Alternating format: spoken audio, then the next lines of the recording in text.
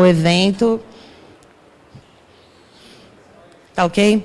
Então, boa noite para todo mundo que está aqui, que está assistindo pela internet. Esse é o evento de lançamento da edição nacional do livro Na Fissura, do escritor Johann Hari, que está aqui, sentado com a gente. O Johann é um escritor britânico, ele esteve no Brasil no ano passado para fazer a pesquisa dele para o capítulo nacional do livro, que também está sendo vendido ali fora. É um livro muito bom, que dá uma visão, uma perspectiva histórica e bastante atual também sobre a questão das drogas no mundo. E, além dele, na mesa, a gente tem o Raul Santiago, que é do coletivo Papo Reto e do Movimentos, do Complexo do Alemão do Rio. Depois cada um pode se apresentar melhor. Temos a nossa tradutora incrível aqui, Ana Luísa. A Natália Oliveira, que é da Iniciativa Negra por uma Nova Política de Drogas, e também da Plataforma Brasileira de Política de Drogas, e também atua junto ao COMUDA, que é o Conselho Municipal de Drogas e Álcool da cidade de São Paulo, e o Adriano de Camargo, que é educador social e também estuda drogas e usa a questão da redução de danos no seu trabalho com pessoas em situação de rua na Secretaria de Assistência Social da Prefeitura de São Paulo. Então, eu vou passar a palavra para o Johann, para ele começar falando um pouco sobre o livro e a experiência, um pouco a visão do que ele aprendeu sobre o Brasil nessa questão das drogas. Depois a gente vai passar para os outros componentes da mesa falarem um pouquinho e aí a gente abre para perguntas, ok? Muito obrigada pela presença de todos aqui hoje, espero que vocês gostem. Thanks. So, yeah, if that's okay. So, how should we do it, Priscilla? Do you want to... Oh, hello. Hi. Great, so... If you can talk and then just give me like a chunk and then... Sure. Great. Okay. Do wave at me when you want me to stop. All right. Okay, great. Thank you. Yeah, thank you for coming. The reason I wrote this book it was quite personal. One of my earliest memories is of trying to wake up one of my relatives and not being able to, and I didn't understand why then, because I was a child. But as I got older, I realised we had drug addiction in my family, and I wanted to understand addiction, the war on drugs, these subjects in much more depth. So I ended up going on this big journey all over the world. Alô? Uma das razões que eu escrevi esse livro é porque uma das minhas lembranças mais antigas de quando eu era criança é de tentar acordar um parente meu e ele não acordava. E eu não sabia muito bem o que era e finalmente eu comecei a estudar e ver essa questão da adicção, do vício e da guerra contra as drogas. And obviously I went to over 12 countries, and including here in Brazil, and I learned many things. But there are a few things I think, particularly about the debate here in Brazil, that I thought were worth just talking about a little bit. Although many of you will know much more about this than I do. So one of the things that most interested me, I think one of the biggest issues about the war on drugs is the way that prohibition creates violence that the state then uses to justify more violence. So I think one of the best ways to think about this is if you imagine if we were in the United States, imagine if any of us tried to go and steal a bottle of vodka, right? If we go into a store and try to steal a bottle of vodka, and that store catches us, that store will ring the police, and the police will come and take us away. So that store doesn't need to be violent, it doesn't need to be intimidating. They've got the power of the law to uphold their property rights. Então, eu viajei por vários países, por 12 países, e entre eles o Brasil, procurando essas histórias sobre a adicção e a guerra às drogas. E uma das questões que me chamou muita atenção aqui no Brasil é essa questão da proibição e da violência. Por exemplo, só para dar um exemplo, nos Estados Unidos, se você vai nos Estados Unidos, rouba uma garrafa de vodka em alguma loja, o que vai acontecer? Você é pego pelo dono da loja, chama a polícia, vai preso, tal, não tem violência, acabou. E assim é, porque é uma coisa que já é legalizada, está tudo já enquadrado na lei. Okay, and now if you imagine in the same city in the United States, if we tried to steal a bag of cannabis or a bag of cocaine, obviously those people can't call the police, right? The police would come and arrest them. They have to fight us for it. In fact, they have to establish their place in that neighborhood through violence. So the war on drugs creates a war for drugs, where the product can only be protected through violence. Então, imagina nessa mesma cidade dos Estados Unidos, se você quer roubar um pouco de maconha ou de cocaína de um vendedor, um traficante, sei lá. O que vai acontecer? A violência, porque você não tem, porque ela é proibida e tal. E o que acontece? Que o que a gente vê é que a guerra contra as drogas acaba virando uma guerra para as drogas. And this war for drugs, here in Brazil, this is one of the deadliest places for this war for drugs. So the judge, Maria Lucia Caram, calculates there are 30,000 murders here in Brazil every year as a direct result of this war for drugs. And what Brazilians are being sold by Bolsonaro is a false solution to this, right? So what he's claiming is the solution is even more violence and even more aggression. And I went to the countries in the world where they've tried that and the problem got even worse. Então, o que acontece é que essa guerra acaba, aqui no Brasil, que é um dos países mais violentos, é que essa guerra para as drogas, ela acaba matando 30 mil pessoas, mais de 30 mil mortes. E o que acontece com a eleição do novo presidente do Bolsonaro é que você tem uma falsa solução para isso, em que você trazendo mais violência, você vai acabar com ela. Isso não é verdade. But in the place of this false solution that's going to make this problem worse, I think we need to explain that there are real solutions that massively reduce this violence. And if you want to understand how much of this violence is caused by prohibition, we just need to ask, where are the violent alcohol dealers today, right? Does the head of Smirnoff go and shoot the head of Budweiser in the face? Does your local bar go and send kids to go and murder the people who run the next bar down? No, exactly that happened under alcohol prohibition. We all know who Al Capone was, and that violence ended literally on the day alcohol was legalized again. Então, no caso, nós precisaríamos encontrar soluções reais para isso. E a proibição é um grande problema. O que acontece? No caso de álcool, que é legalizado, você não tem a Smirnoff brigando com o dono da Budweiser, da cerveja. Você não tem o bar do lado brigando ou matando o bar do outro lado, porque não existe isso. E o que aconteceu quando houve a proibição do álcool nos Estados Unidos? Isso criou mais violência ainda também. Essa violência acabou quando, novamente, eles liberaram o álcool nos Estados Unidos. And I've been to the places that have legalized other drugs, and that, of course, means different things for different drugs. So I've been to Colorado, where they legalized cannabis. There are now no violent cannabis dealers in Colorado. I went to Switzerland, where they legalized heroin. There are now no violent heroin dealers in Switzerland, and there have been no heroin overdose deaths on legal heroin in the more than 15 years since they legalized it, because they provide the safest possible form of the product, and they give people lots of help if they have addiction problems. So there's very strong evidence that there is a real solution to this violence. That Brazilians are being while Brazilians are being sold a false solution, there are real solutions. Então, eu viajei por vários desses lugares onde as drogas são liberadas, independente, algumas, no caso do Colorado, por exemplo, em que a maconha é liberada, você não tem mais violência por causa de maconha. Na Suíça, onde a heroína é liberada, também se parou de ter essa violência por causa da heroína. Na verdade,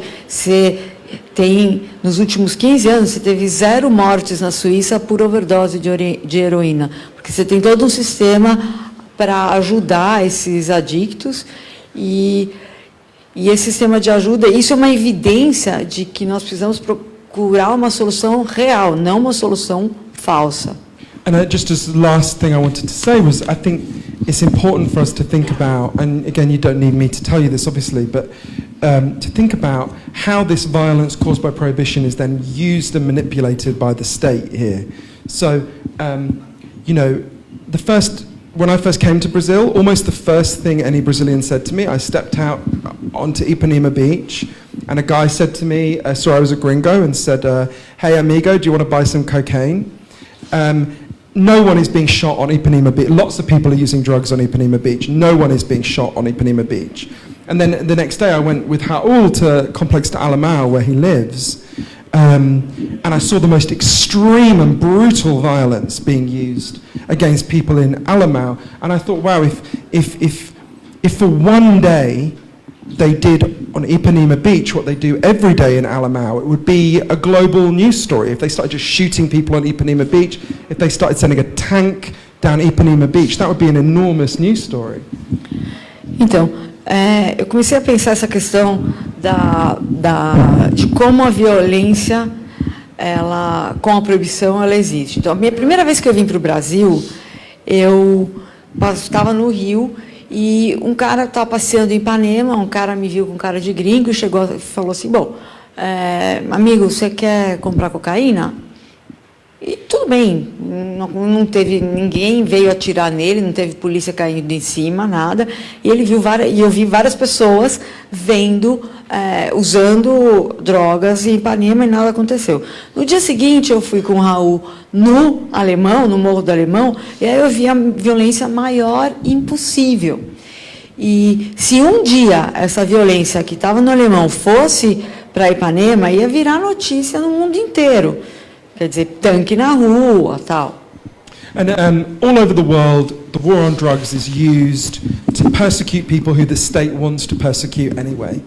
And I think that's something that's going to get worse with your incoming president if he does what he says he's going to do. But I think it's really important to explain that it doesn't have to be this way, that there are alternatives on drug policy and more generally.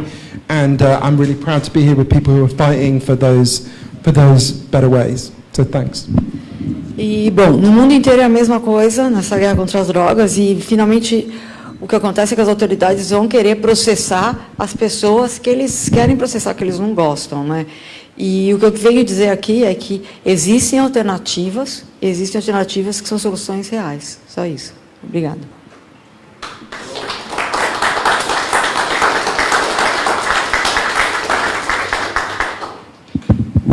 Bom, seguindo a ordem, Natália, vou passar para você compartilhar um pouco do trabalho que você tem feito, você que tem uma experiência de um acompanhamento. A gente tem trocado muita coisa Rio e São Paulo, né? A gente tem se conectado bastante.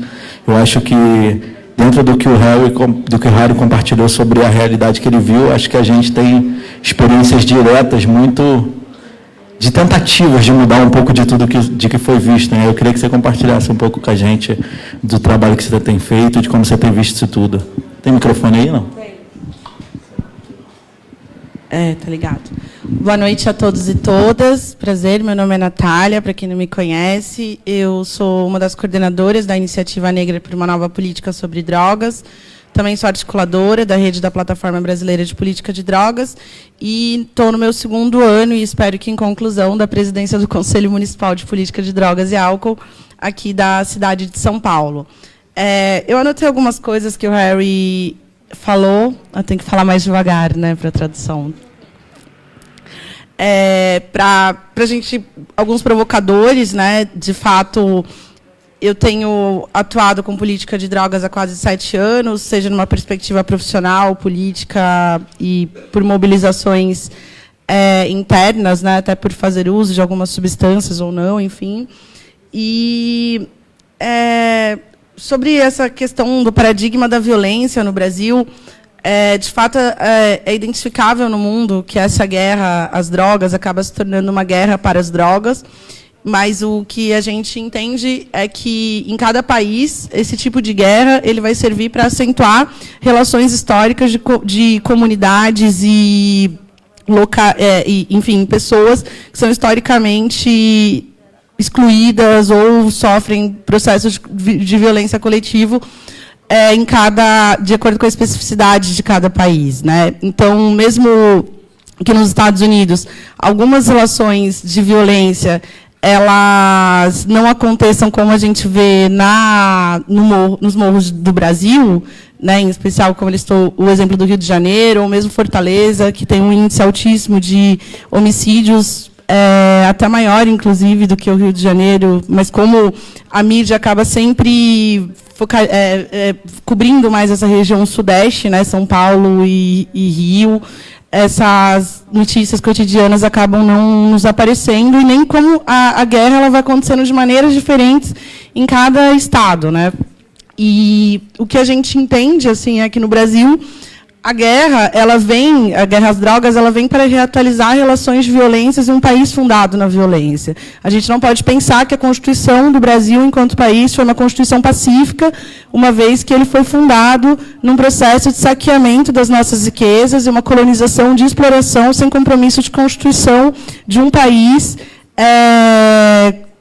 dentro do que a gente tem em perspectiva de moderno, né? Portugal coloniza o Brasil, né, e fica aqui até por mais de 400 anos, e toda essa relação de fundação para a exploração do Brasil, e junto com o processo de escravização de pessoas negras vindo do continente africano, não pode ser pensado como uma constituição pacífica de país. Portanto, a violência está no DNA de constituição do povo brasileiro. Né? E claro que ela vai se reatualizando, e o próprio extermínio dos povos nativos indígenas, eles são os nossos pactos de violência. Os pactos de sociedade, né, sociais no Brasil vigentes até hoje, eles são fundados na violência. E mesmo no processo que a gente vai se entender enquanto um país que é uma república, numa perspectiva de Estado moderno e transição da mão de obra de escravização de pessoas negras para a constituição de um país capitalista, isso acontece de maneiras muito diferentes, em tempos diferentes, em cada região do nosso país. Né? A gente está falando de um país de tamanho continental, né, que mescla, inclusive, uma produção econômica calcada em dois tipos de segmentos diferentes, que é a agricultura e a pecuária, ao mesmo tempo que ele mescla um processo de ensaio de industrialização e outras relações de modernização do capital. E a gente não vai sanando processos anteriores que fundaram os nossos pactos de violência. Um exemplo disso é quando, há 130 anos atrás, a gente faz uma opção de, após vários processos, né, para a extinção definitiva da mão de obra escrava de sujeitos negros, nós não fazemos um processo, o Estado brasileiro não traz para si a responsabilidade de qual é o pacote do dia seguinte de inclusão de sujeitos negros enquanto sujeitos plenos de direito. Desde esse processo, o que a gente tem é uma série de desenvolvimento de leis que acabam sempre culminando numa infeliz coincidência, que é a de criminalização dos sujeitos negros, antes sujeitos escravizados e, posteriormente, sujeitos ressignificados, sempre nesse papel da delinquência. Acho que o principal exemplo desse tipo de lei é a lei de vadiagem, que surge no dia seguinte, basicamente após o dia seguinte da libertação da escravidão, por compreensão de vadiagem. Vocês têm uma compreensão tão ampla quanto o que a gente tem na nossa interpretação de associação ao tráfico de drogas. A lei de drogas, no Brasil, ela tem, acho, se não me engano, umas 18 condutas no qual o sujeito pode ser entendido como um participante da atividade de tráfico. Essa interpretação é ampla, tão ampla quanto essa lei de vadiagem. E essa amplitude ou essa falta de objetividade, a gente pode entender que ela não é desintencional, ela não é à toa, ela vai servindo como um processo de controle e criminalização dos sujeitos negros indesejados. Então, eu sempre vi a abordagem de que nós precisamos resolver as violências no Brasil, e como se as violências elas partissem de grupos privados, e de sujeitos e de pessoas. E a gente retira a responsabilidade do Estado como promotor e indutor dessas violências, uma vez que ele nunca se colocou enquanto um sujeito que se reconhece promotores de violência, e eu não falo só na existência das forças de segurança pública, mas também na sua omissão, na não construção de políticas que construam equidade racial, né? A omissão de construção de direitos é uma violência também, né? Porque é uma manutenção de uma cadeia, de uma série de exclusões para todos os outros direitos, e o Estado brasileiro, inclusive, por muito tempo, ao longo do século XX, não reconhece que o Brasil, culturalmente, economicamente, politicamente, é um país racista. Pelo contrário, ele faz um processo de investimento cultural de negação do racismo no Brasil e a construção de um imaginário popular de democracia racial e de um brasileiro cordial e de uma convivência pacífica, negando o que outros países que contaram com mão de obra escravizada negra, reconhecendo, estavam fazendo um processo de reconstituição, e depois o próprio período da ditadura militar, né, assim, o Estado toma para si não só a continuidade do desenvolvimento desse imaginário de não racismo, como proíbe esse tipo de discussão no Brasil, né? Ele proíbe e, enfim, então, pós-ditadura, existe a abertura democrática em 88, mas a gente volta a constar nos textos de governo essa ideia de que existe um racismo institucional já nos idos de 2004, se não me engano, o primeiro texto de governo que reconhece a existência de um possível racismo institucional, seja na negação do desenvolvimento de políticas que garantam direitos, quanto na ação de uma maneira deliberadamente violenta contra esses grupos negros, seja por parte da segurança pública, seja porque esses sujeitos figuram nesses índices de mais sujeitos que morrem, até de uma maneira subrepresentada, mais sujeitos encarcerados e mais sujeitos, inclusive, em situação de rua, sem acesso a tratamento digno, para pessoas que vão desenvolver desorganização na vida relacionados ao uso de drogas. Então, o que a Iniciativa Negra tem entendido é que a política de drogas no Brasil ela tem uma relação direta com a reatualização dos mecanismos de genocídio do povo negro, que o Estado brasileiro vai empreendendo. Essa justificativa ela cai bem, e, inclusive, vai fazer com que muitos anos a gente ainda discuta a reforma da política de drogas e tenha pouca centralidade no quanto que a oportunidade de discutir política de drogas pode ser um processo da gente rever feridas muito históricas do nosso povo. Que a gente tem entendido que a nossa missão no próximo período é construir um processo de reforma das políticas de drogas, né? E a gente sabe que essas reformas são processuais, mas que tenham sempre como norte parâmetro um compromisso de construção de equidade racial. A gente sabe que não é só a política de drogas que consegue construir essa oportunidade de reparações, mas a gente entende ela como um motor importante, né? Porque a gente não gostaria de ver, assim como aconteceu no processo de abolição, na qual nós tínhamos diversos, inclusive, abolicionistas que eram não negros, abolicionistas brancos e liberais, a gente não gostaria de ver no dia seguinte o povo negro não alçado à condição de cidadão. Assim como nós não gostaríamos de ver que, após o dia seguinte da mudança da política de drogas, mais uma vez, o povo negro não esteja colocado como pessoas que vão se beneficiar dessa mudança da política de drogas, não sendo, portanto, não mais criminalizados, ou mesmo não tendo condições econômicas dentro dessa mercadoria que vai para a legalidade. Então, a gente entende que o compromisso para uma reforma da política de drogas no Brasil que, de fato, esteja comprometido com transformação social, ou não só interesses privados, ele deve ter isso como norte, sempre pensar, se a gente vai mudar uma medida da lei de drogas, qual que vai ser o benefício imediato para que a gente reverta esses anos de exclusão da população negra.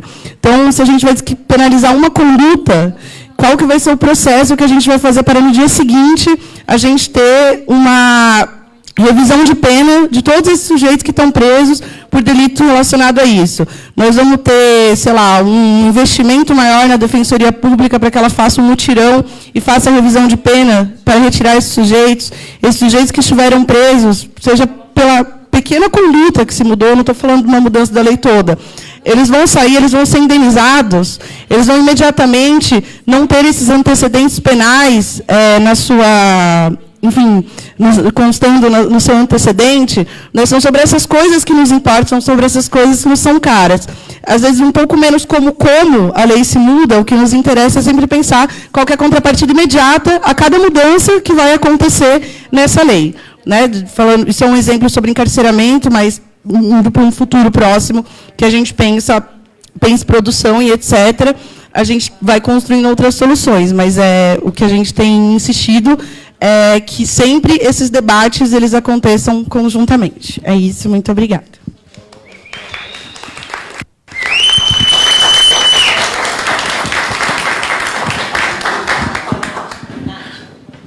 Boa. Agora vamos passar para o nosso amigo Adriano de Camargo, educador social, trabalhador da assistência social.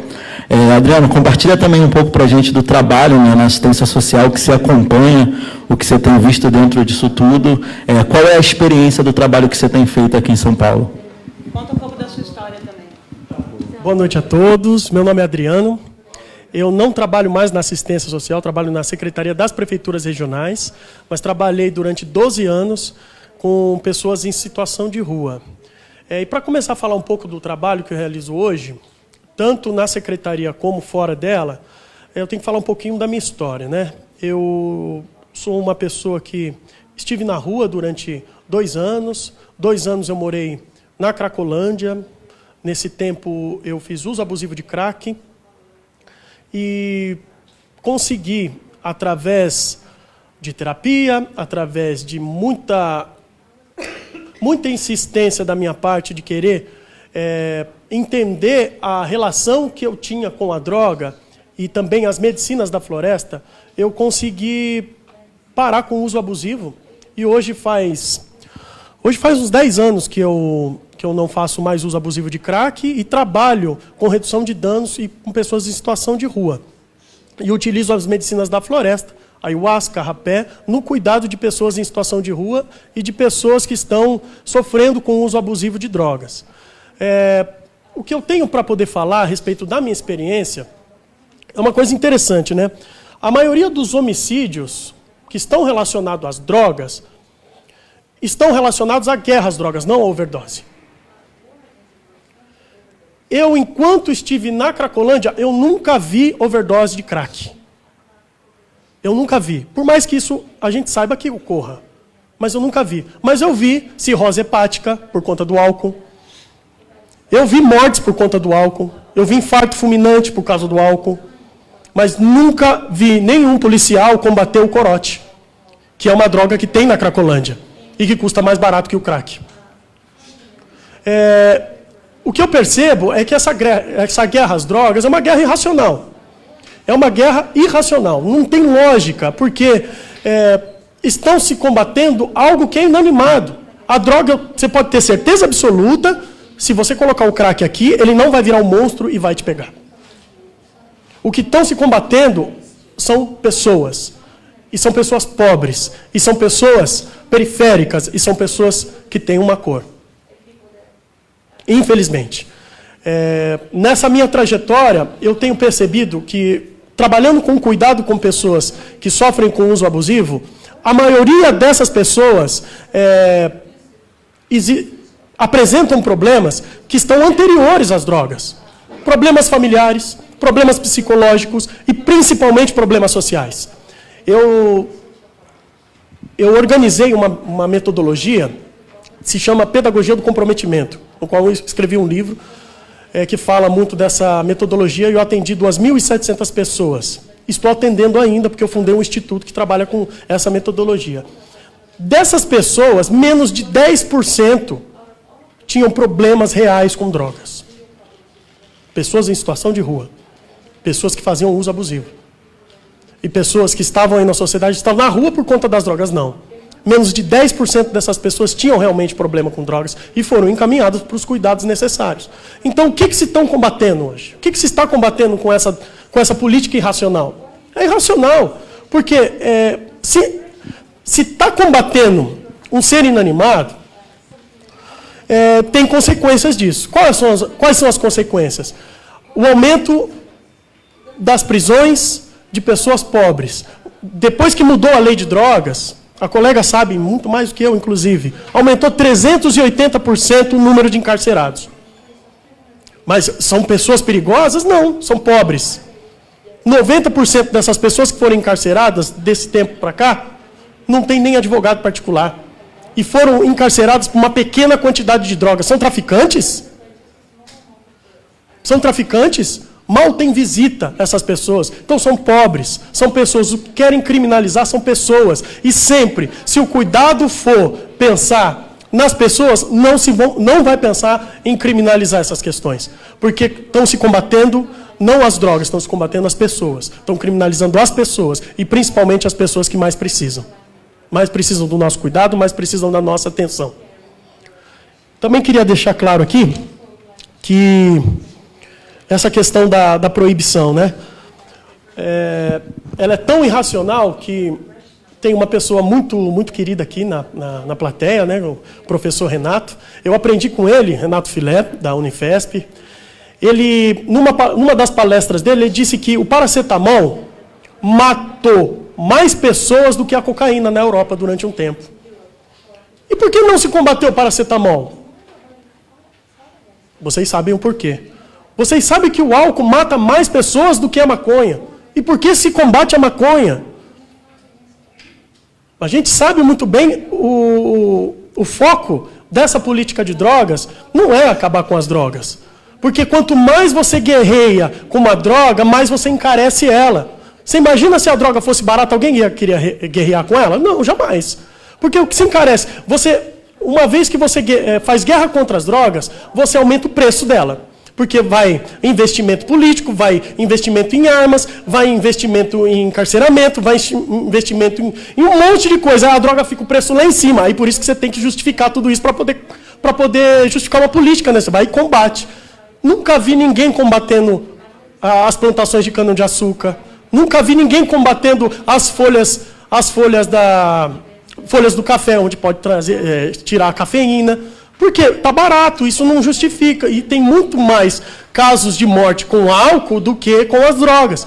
Então, para que eu venha também terminar, uma vez que a gente for pensar nas questões de droga, não na droga que o ser humano usa, mas no ser humano que usa a droga, com certeza a nossa política vai ser diferente. Muito obrigado.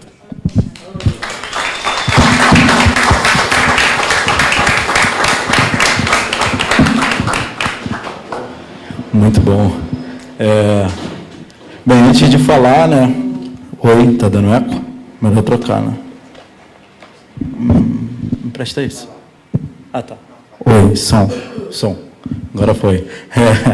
Bom, antes de colocar um pouco de reflexões sobre esse tema, eu queria saudar a Carmen Lopes, que está ali fora, minha amiga. Esse livro que o Johan está lançando aqui no Brasil, adicionando um capítulo sobre o nosso país, está trazendo um pouco de vivências que eu tive na minha realidade, no meu dia a dia, e também da Carmen, que está ali fora, né, que tem um trabalho incrível aqui nas ruas de São Paulo, também na Cracolândia, de uma humanidade incrível, um trabalho lindo. Também queria saudar meus amigos da Perifa, que estão aí presentes, todo mundo que é da favela, todo mundo que é da periferia que está aí hoje. Salve! Bom, eu me chamo Raul Santiago, sou lá do Rio de Janeiro, sou morador de uma favela conhecida como Complexo do Alemão. Quem já ouviu falar do Complexo do Alemão? Ouviu falar bem ou mal? Pois é. Isso também é discutir a atual política de drogas. Eu vivo numa realidade onde, historicamente, a nossa vida, a nossa rotina, os nossos planos e sonhos sempre são construídos a partir da forma como direcionaram a nós, como os problemáticos, o tudo de ruim que existe relacionado à ideia dessa atual política de drogas. Historicamente, a principal política de drogas que chega para o espaço onde eu vivo sempre vem através da Secretaria de Segurança. É sempre a polícia dialogando com a gente como a principal política pública dos nossos governantes. Ou seja, somos vistos ao longo da história pela mira do fuzil de um policial. Política pública para a favela. E ontem a gente também estava fazendo um evento de lançamento do livro do Johan aqui no Campo Limpo, na periferia, Campo Limpo, Taboão.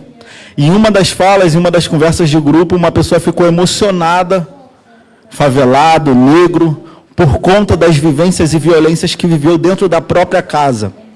E eu acho que isso dita muito também do que é essa atual política de drogas, né? Porque cada beco, cada viela, cada lar, individualmente dentro da favela, é refém e tem a sua história atravessada pela forma como somos tratados historicamente, tendo guerra às drogas como a principal política pública para dentro das favelas. Então, eu acho que o Adriano ele trouxe uma fala muito boa para a gente, que precisa ser refletida. Eu faço parte de um grupo que se chama Papo Reto, no Complexo do Alemão. E ele trabalha monitorando a violência, disputando uma narrativa sobre a favela, mas também tentando fortalecer a cultura, a memória, fortalecer aquele espaço e aquelas pessoas. Mas a violência, infelizmente, é o que muitas das vezes acaba unificando as periferias nacionais, que são as aldeias, que são os quilombos de hoje, na dor, na sofrência, na forma como somos tratados e tratadas ao longo do surgimento das primeiras favelas. Então, quando a gente diz guerra às drogas, não é um fake, um mito, a ideia guerra às drogas não existe. E a gente precisa falar disso, precisa repetir e disputar essa narrativa, porque a repetição de construir um Complexo do Alemão como um dos piores lugares do mundo é o que traz para todo mundo o conhecimento daquele lugar, mas apenas a partir dessa ótica. Ouvi falar do Complexo do Alemão e como um lugar violento. Só que quem vive dentro daquele espaço não vê esse lugar em sua totalidade como um violento. Pelo contrário, vê como um espaço da exploração do mercado do medo e da violência, que se diz segurança pública para quem não vive dentro da favela toda vez que um carro blindado invade o Complexo do Alemão. Então, a noção de paz, de segurança pública, para quem vive a realidade que a gente vive, é muito diferente de quem não vive dentro da favela. Porque sempre que um governante aparece na televisão, sempre que um presidente fala que vai endurecer alguma coisa, sempre que se criticam a atual ideia de segurança pública, quando a sociedade não moradora de favela pede segurança pública, é quando a gente mais vive a violência, a intensidade, a intensificação dessa violência. Por quê? Porque não existe guerra às drogas. Quando a gente pega, se a gente escrever essa palavra, guerra às drogas, você na palavra guerra consegue fazer uma divisão.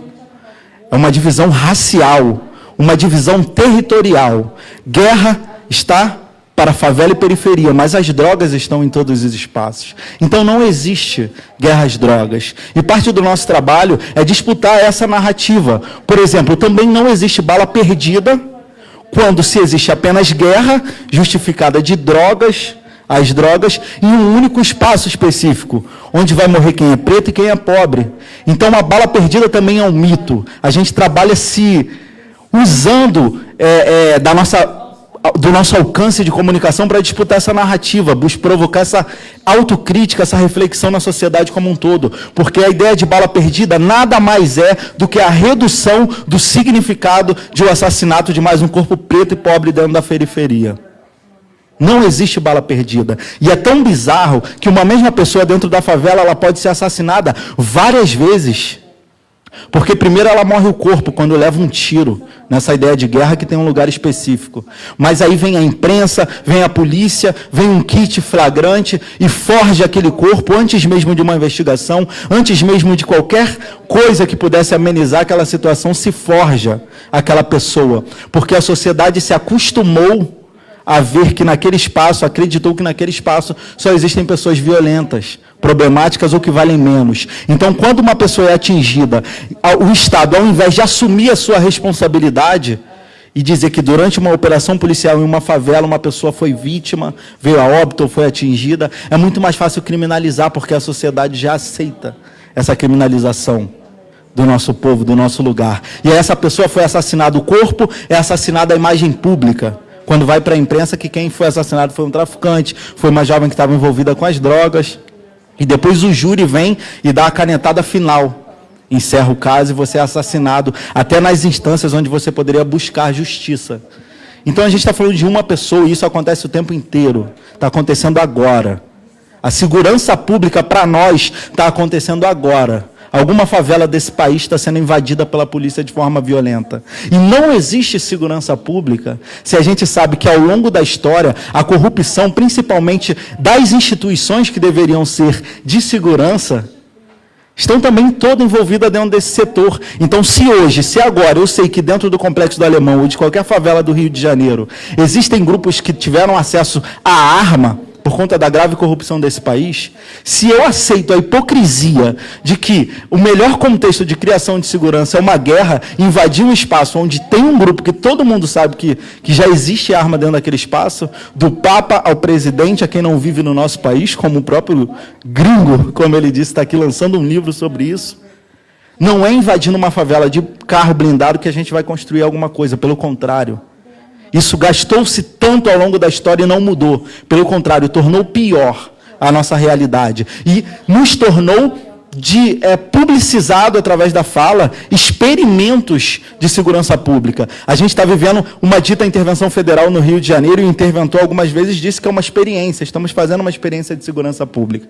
Só que anteriormente, né, se a nossa memória não falhar, a gente fazer um resgate de pouco tempo atrás, a gente também foi experimento de uma coisa chamada UPP, Unidade de Polícia Pacificadora, e agora está cheio de gente morta, tudo faliu, não tem dinheiro, e o governador, o secretário de segurança, todas as pessoas daquela época ou estão presas ou estão totalmente queimadas. E aí a gente vem sendo experimento ao longo da história. Agora não é o PP, mas é o Exército, e amanhã vai ser o quê? Então não se trata das drogas, nem se trata de uma guerra às drogas, mas se trata do controle militarizado da vida do preto e da vida do pobre, como política pública, a principal política pública da estrutura desse país. E tem um recorte na história. No início foi o genocídio indígena, foi a escravidão, agora é o genocídio preto, passamos por ditadura, e agora é isso. Guerra às drogas é a nova ferramenta de manutenção de racismo e desigualdade no nosso país. E a gente não consegue falar disso, que é óbvio, que está na nossa frente, porque não é fora da fronteira da favela. A gente aceitou que aquele é o espaço onde as pessoas valem menos e o sangue que se escorre, tudo bem, foi uma bala perdida. Ah, era envolvido com crime, devia estar fazendo alguma coisa errada. Ah, estava com guarda-chuva na mão saindo da favela meia-noite. O policial confundiu. Então, a gente não pode aceitar que essa seja a política pública de segurança para nós, porque não se trata só do sangue escorrendo da favela, mas de cada pessoa que silencia e não se incomoda com essa realidade, essa pessoa também está puxando o gatilho junto, essa pessoa também está com a mão do nosso sangue. Porque não é um problema nosso. O problema de segurança é de todo mundo. E não é assassinando pessoas dentro da favela que a gente vai resolver isso. Pelo contrário, precisamos fazer um diálogo sério. E no Papo Reto, eu também faço parte de um outro grupo chamado Movimentos, que são jovens de favelas e periferias discutindo uma nova política de drogas a partir da nossa realidade, que é discutir racismo, discutir vida, discutir o fim da violência. No final das contas, a gente acabou entrando na discussão sobre política de drogas, porque discutir uma nova política de drogas para nós é discutir o óbvio. É discutir saneamento básico, emprego, alimentação, vida. Porque se a gente grita por direito, não dá. Se grita por emprego, não vem. O que está chamando a atenção agora é a atual política de drogas, é a guerra às drogas, é a principal forma de ver a favela. Então vamos discutir isso também. Sempre como uma busca por sobrevivência, por ocupar um espaço para tentar ter voz. Então eu acho que esse livro, eu aceitei participar desse livro, mais uma vez nessa tentativa de ecoar um pouco mais para além da fronteira das favelas, a realidade que a gente vive todos os dias. E também sempre venho participar desses espaços, não é para compartilhar apenas o que o Papo Reto está fazendo, ou como é dura a nossa realidade todos os dias, mas para provocar as pessoas que estão aqui ouvindo, ou que moram ou não dentro da favela, que se mobilizem e se movimentem de alguma forma. Porque parte do que a gente vive hoje, o tanto de enterros, o tanto de lágrimas, o tanto de dor, é por conta do silêncio das pessoas que não se incomodam com o que a gente vive todos os dias. É por isso que eu estou aqui hoje. Estar aqui hoje não é só uma resistência, mas é também uma existência. Minha, do Adriano, do Caslu, da tia Carmen, de todo mundo que todos os dias, ou daqui a pouco vai sair daqui e vai voltar para o seu endereço periférico. Que daqui a pouco vai ficar preocupado com o metrô, com o busão, se vai dar tempo, tá ligado? Será que vai dar? Será que não vai dar? Será que está tendo tiro? Será que eu vou parar por uma blitz no nosso caminho? As preocupações na nossa cabeça são muitas coisas à frente, tá ligado? Sempre num modo muito grave. Para encerrar, e depois a gente continua batendo esse papo, até o próprio uso da droga, tá ligado? Discutir guerras de drogas para nós... Na favela, todo mundo tem que discutir guerras de drogas, porque ali, nas favelas, por exemplo, na vivência que eu vivo no Rio de Janeiro, que está acontecendo muito em Fortaleza agora, independente de você ser usuário ou usuário de drogas ou não, você pode estar na sua igreja, você pode estar no seu quarto estudando, você pode estar dançando passinho na rua, quando o caveirão entra e começa um tiroteio, isso atravessa a vida de todo mundo. Acaba a luz, fecha a escola, não passa ônibus. Entende como não se trata de guerras de drogas, mas controle massivo, violento de algumas pessoas da nossa sociedade, porque isso não é para todo mundo. Isso não está em todos os espaços. Isso tem um espaço específico. E até o uso da droga, para quem faz uso, na realidade da favela, é diferente. Enquanto muitas vezes quem está... Eu vi muitas pessoas discutindo legalização, regularização, descriminalização, pela ideia de poder usar uma droga à vontade, não ser perseguida, sabe, sentir o prazer, a onda, seja lá o que der, ficar tranquilo. Na favela, a maioria das pessoas que eu vi usando era para fugir, era para esquecer, tá ligado? Então já é muito sinistro você entrar num espaço de uso. Você está bem, pô, vou sentir aqui para subir ainda mais a minha adrenalina, o meu bem-estar, de você usar com o seu corpo já preparado com atenção, tá ligado? Você usar uma droga tenso, você vai experimentar alguma coisa, mesmo que seja fumar um baseado, e aí você fica, porra, se a polícia entrar aqui, eu vou ser preso ou vou ser morto, tá ligado? Na favela, a minha mãe, sabe, minha avó, as mulheres guerreiras da favela, que é quem mais acompanha, né, e sempre tenta conversar com os meninos que estão ali, que são um alvo perseguido em grande maioria dessa polícia. Muitas vezes, quando disseram para mim, não vai se envolver com droga, hoje eu percebo que a minha mãe sempre me falou isso, não foi pensando na minha saúde, por exemplo, mas foi na minha vida. Porque você favelado com cigarro de maconha dentro de um endereço como o do Complexo do Alemão, você é morto ou você é preso.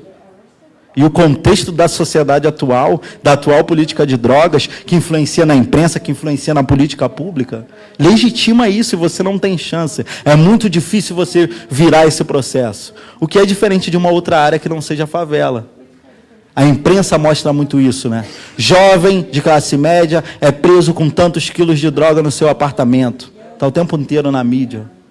Mas aí roda um moleque da favela com uma quantidade pequena de droga, traficante é preso no Complexo do Alemão.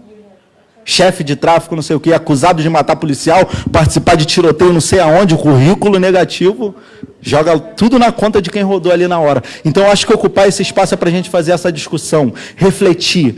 Quem é você nessa sociedade? Quais são as suas culpas? Porque eu não quero saber das suas glórias agora. Eu quero saber das suas culpas e o que você vai fazer com ela. A partir do momento que eu compartilho essa informação, eu estou literalmente tirando um fardo do meu ombro e jogando a carrega comigo.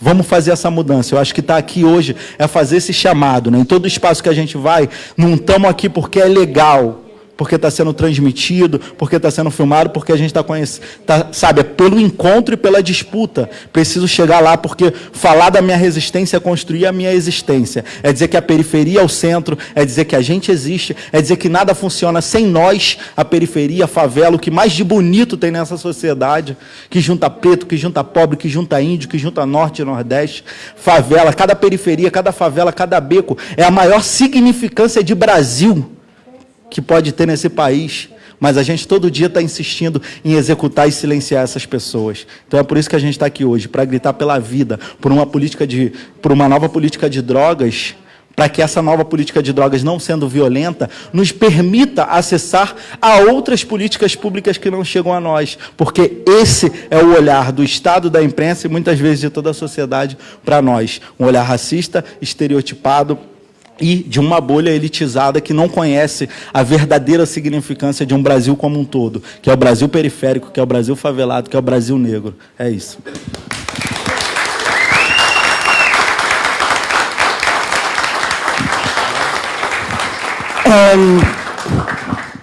Obrigada, acho que foi bem legal essa primeira rodada.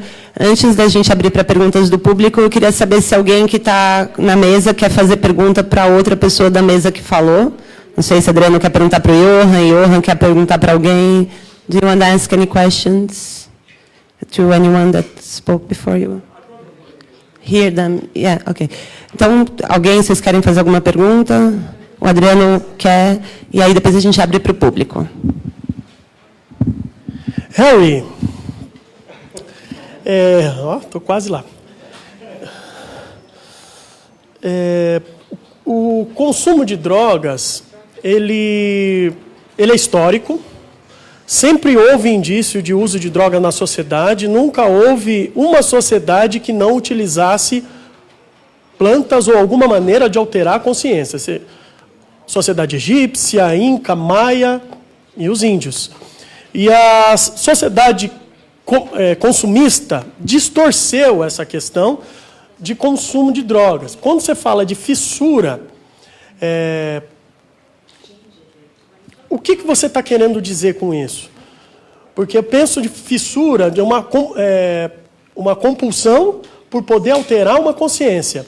O que você está dizendo, considerando essas questões sociais, de alteração de consciência da sociedade, e considerando a sociedade atual? Quando você fala fissura, o que você está querendo dizer?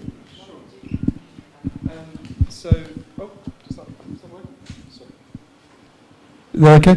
Yeah. I think this is a really important question, and even the main drug war body in the world, which is the UN Office of Drug Control, admit that 90% of all currently banned use doesn't harm its user, it's just recreational, right? And we all know that. If we went to the nearest bar to here and we look in, 90% of the people there are using alcohol because it makes their life better, because they have fun, and 10% will have some alcoholism problems and they need our love and support. So I think you're right, it's important to ask what causes the difference between the recreational use, which is most use, and addictive use. And I think there's an experiment that helps us to understand. Oh, sorry. Hi. That's okay. Bem, eu acho que você tem razão nessa tua pergunta, é uma pergunta muito importante, porque a gente sabe que 90% das pessoas que usam drogas, seja uma droga recreativa, ou se você descer num bar e ver as pessoas que estão bebendo no bar, 90% estão só por fins recreativos. Só 10% realmente têm algum tipo de problema com o vício. Melhorou o som. Yeah, so until the 1970s, it was believed that addiction was just caused by using the drug, right? So people thought, if we kidnapped the next 20 people to walk past here, and we injected them all with heroin every day for a month, at the end of that month they would all be heroin addicts because there was chemical hooks in heroin that their body would have this terrible physical hunger for. That's what most people believe, but there was an experiment that showed that something very different is going on. Então, até os anos 70, as pessoas acreditavam que isso, na verdade, era uma questão química. Então, se você sequestrasse as próximas 20 pessoas que passassem aqui na tua frente e administrasse heroína para elas pelo próximo mês, esperava-se, então, que essas pessoas se tornassem viciadas, porque seria uma questão química pelo uso diário da droga. So this idea that addiction is just caused by the drug came from a series of experiments that were done earlier in the 20th century. Anyone could try these experiments at home if they feel a little bit sadistic. You take a rat, you put it in a cage and you give it 2 water bottles. One is just water, the other is water laced with either heroin or cocaine. If you do that, the rat will almost always prefer the drugged water and kill itself within about a week, right? Então, essa questão do vício ser uma dependência química, na verdade, era o que se pensava. E aí, no século XX, alguns experimentos mostraram que não é bem assim. Se alguém de vocês estiver sentindo um pouco sádico e quiser testar isso em casa hoje, vocês podem chegar, você pega um rato, coloca na gaiola, e aí você deixa disponível 2 garrafas de água para o rato, uma com água pura e a outra com uma água batizada com algum tipo de droga. E na maioria das vezes você vai ver que os ratos, meio que, em alguns dias, eles acabam se matando por overdose, porque eles bebem só aquela água que tem uma droga dentro. But in the 1970s, this professor who I got to know, Bruce Alexander in Canada, came along and said, well, hang on a minute, you put the rat alone in an empty cage where it's got nothing that makes life meaningful for rats. All it's got is the drug. What would happen if we did this differently? So he built a cage that he basically called Rat Paradise.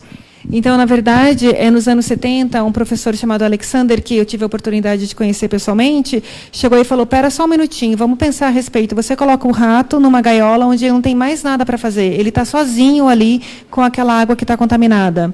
E aí ele mudou o experimento e colocou numa gaiola que a gente pode chamar o paraíso dos ratos. So the rats have loads of friends, they can have loads of sex, they've got loads of cheese, they've got loads of coloured balls. Anything that a rat wants in life is there in Rat Paradise. And they've got both the water bottles, the normal water and the drugged water, and they try both. But this is the fascinating thing. In Rat Paradise, they don't like the drugged water. They hardly ever use it.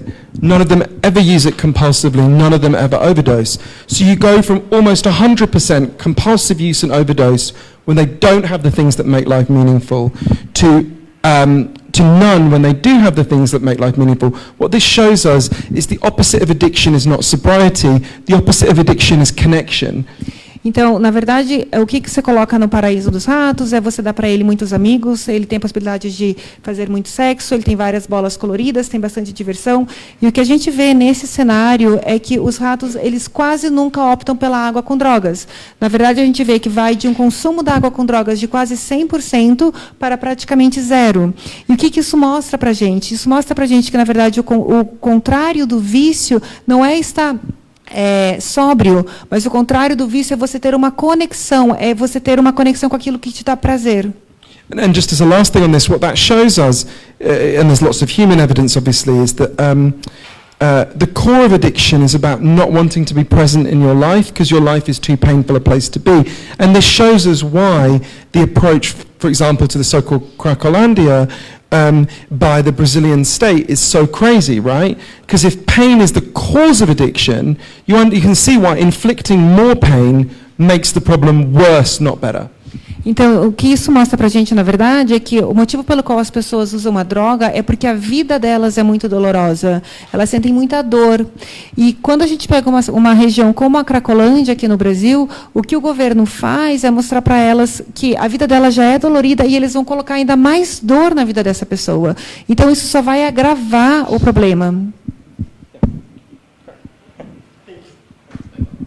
Bem, alguém quer fazer pergunta? Né? Sim. O microfone, Há 30 anos eu trabalhava aqui na Isto É, eu era editor de arte lá. E naquela época tinha uma pauta que era muito interessante, mas depois se revelou impraticável, que era falar do consumo de drogas nas elites. Aí eles viram o seguinte, que todo mundo que ia ser citado lá tinha advogado, e era gente importante. Então caiu por terra, né? A gente vê hoje, todo mundo sabe que quem lucra com o tráfico mora em Brasília, em Palacete, comanda e não coloca a mão lá, ele manda os cupinchas lá mexer com essas coisas, né? Quem acaba indo para a cadeia são os pobres. Outro dia, acho que foi a Haddad que falou que hoje em dia tem muitas mulheres presas porque os traficantes, os mais de baixo, descobriram que as mulheres são mais, conseguem passar com mais facilidade, são menos revistadas. Então, tem muitas mulheres presas por tráfico hoje que estavam só tentando alimentar a família, não estavam querendo fazer mal para os outros, assim, né? E não tem advogado, essas coisas. Não, é só isso.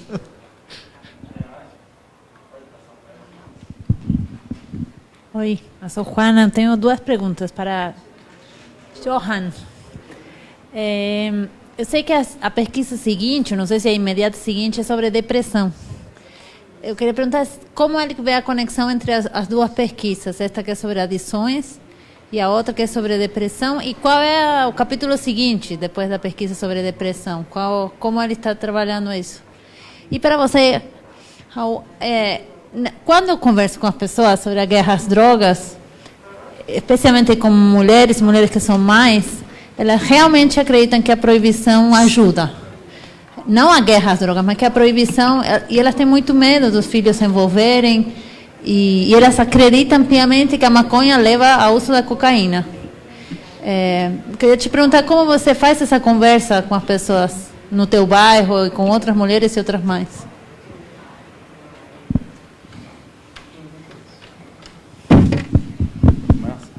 Alguém mais? Pois é. Boa. Isso. Microfone. Boa noite aí para todo mundo. Boa noite aí para todo mundo.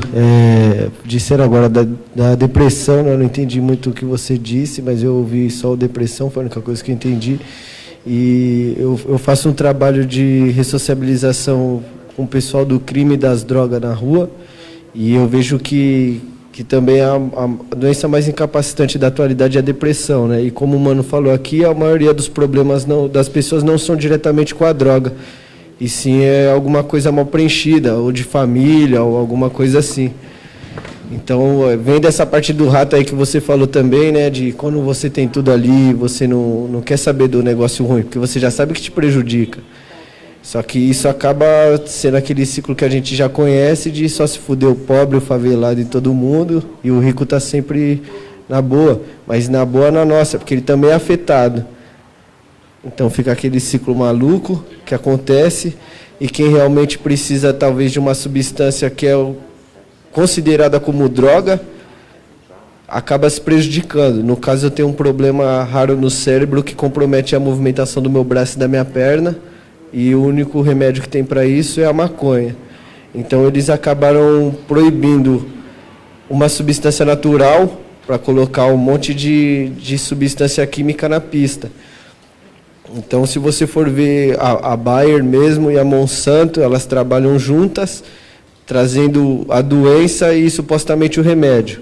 Nada no mundo dá mais dinheiro do que droga e arma, mas a droga não é a droga da biqueira, é a droga da farmácia. Então fica nessa agonia aqui que a gente está nesse debate aqui, igual o Raul falou, né? Não está aqui porque tem câmera, porque tem sofá confortável, nem por porra nenhuma disso, porque está morrendo gente. Mas onde que é o foco disso aí? O que a gente vai ter que fazer? Como que a gente vai se organizar a ponto de mudar isso daí? Porque eu estou vendo um monte de debate acontecendo, mas eu estou vendo que a gente está, tá ligado? Só tentando respirar ali quando está sendo afogado. Mas o que a gente vai ter que fazer? A gente vai ter que sequestrar alguém? Quem é essa pessoa que a gente vai sequestrar? Está em Brasília, mas está onde? Será que está em Brasília? Será que não está em Miami? Tipo, como que a gente vai fazer isso aí?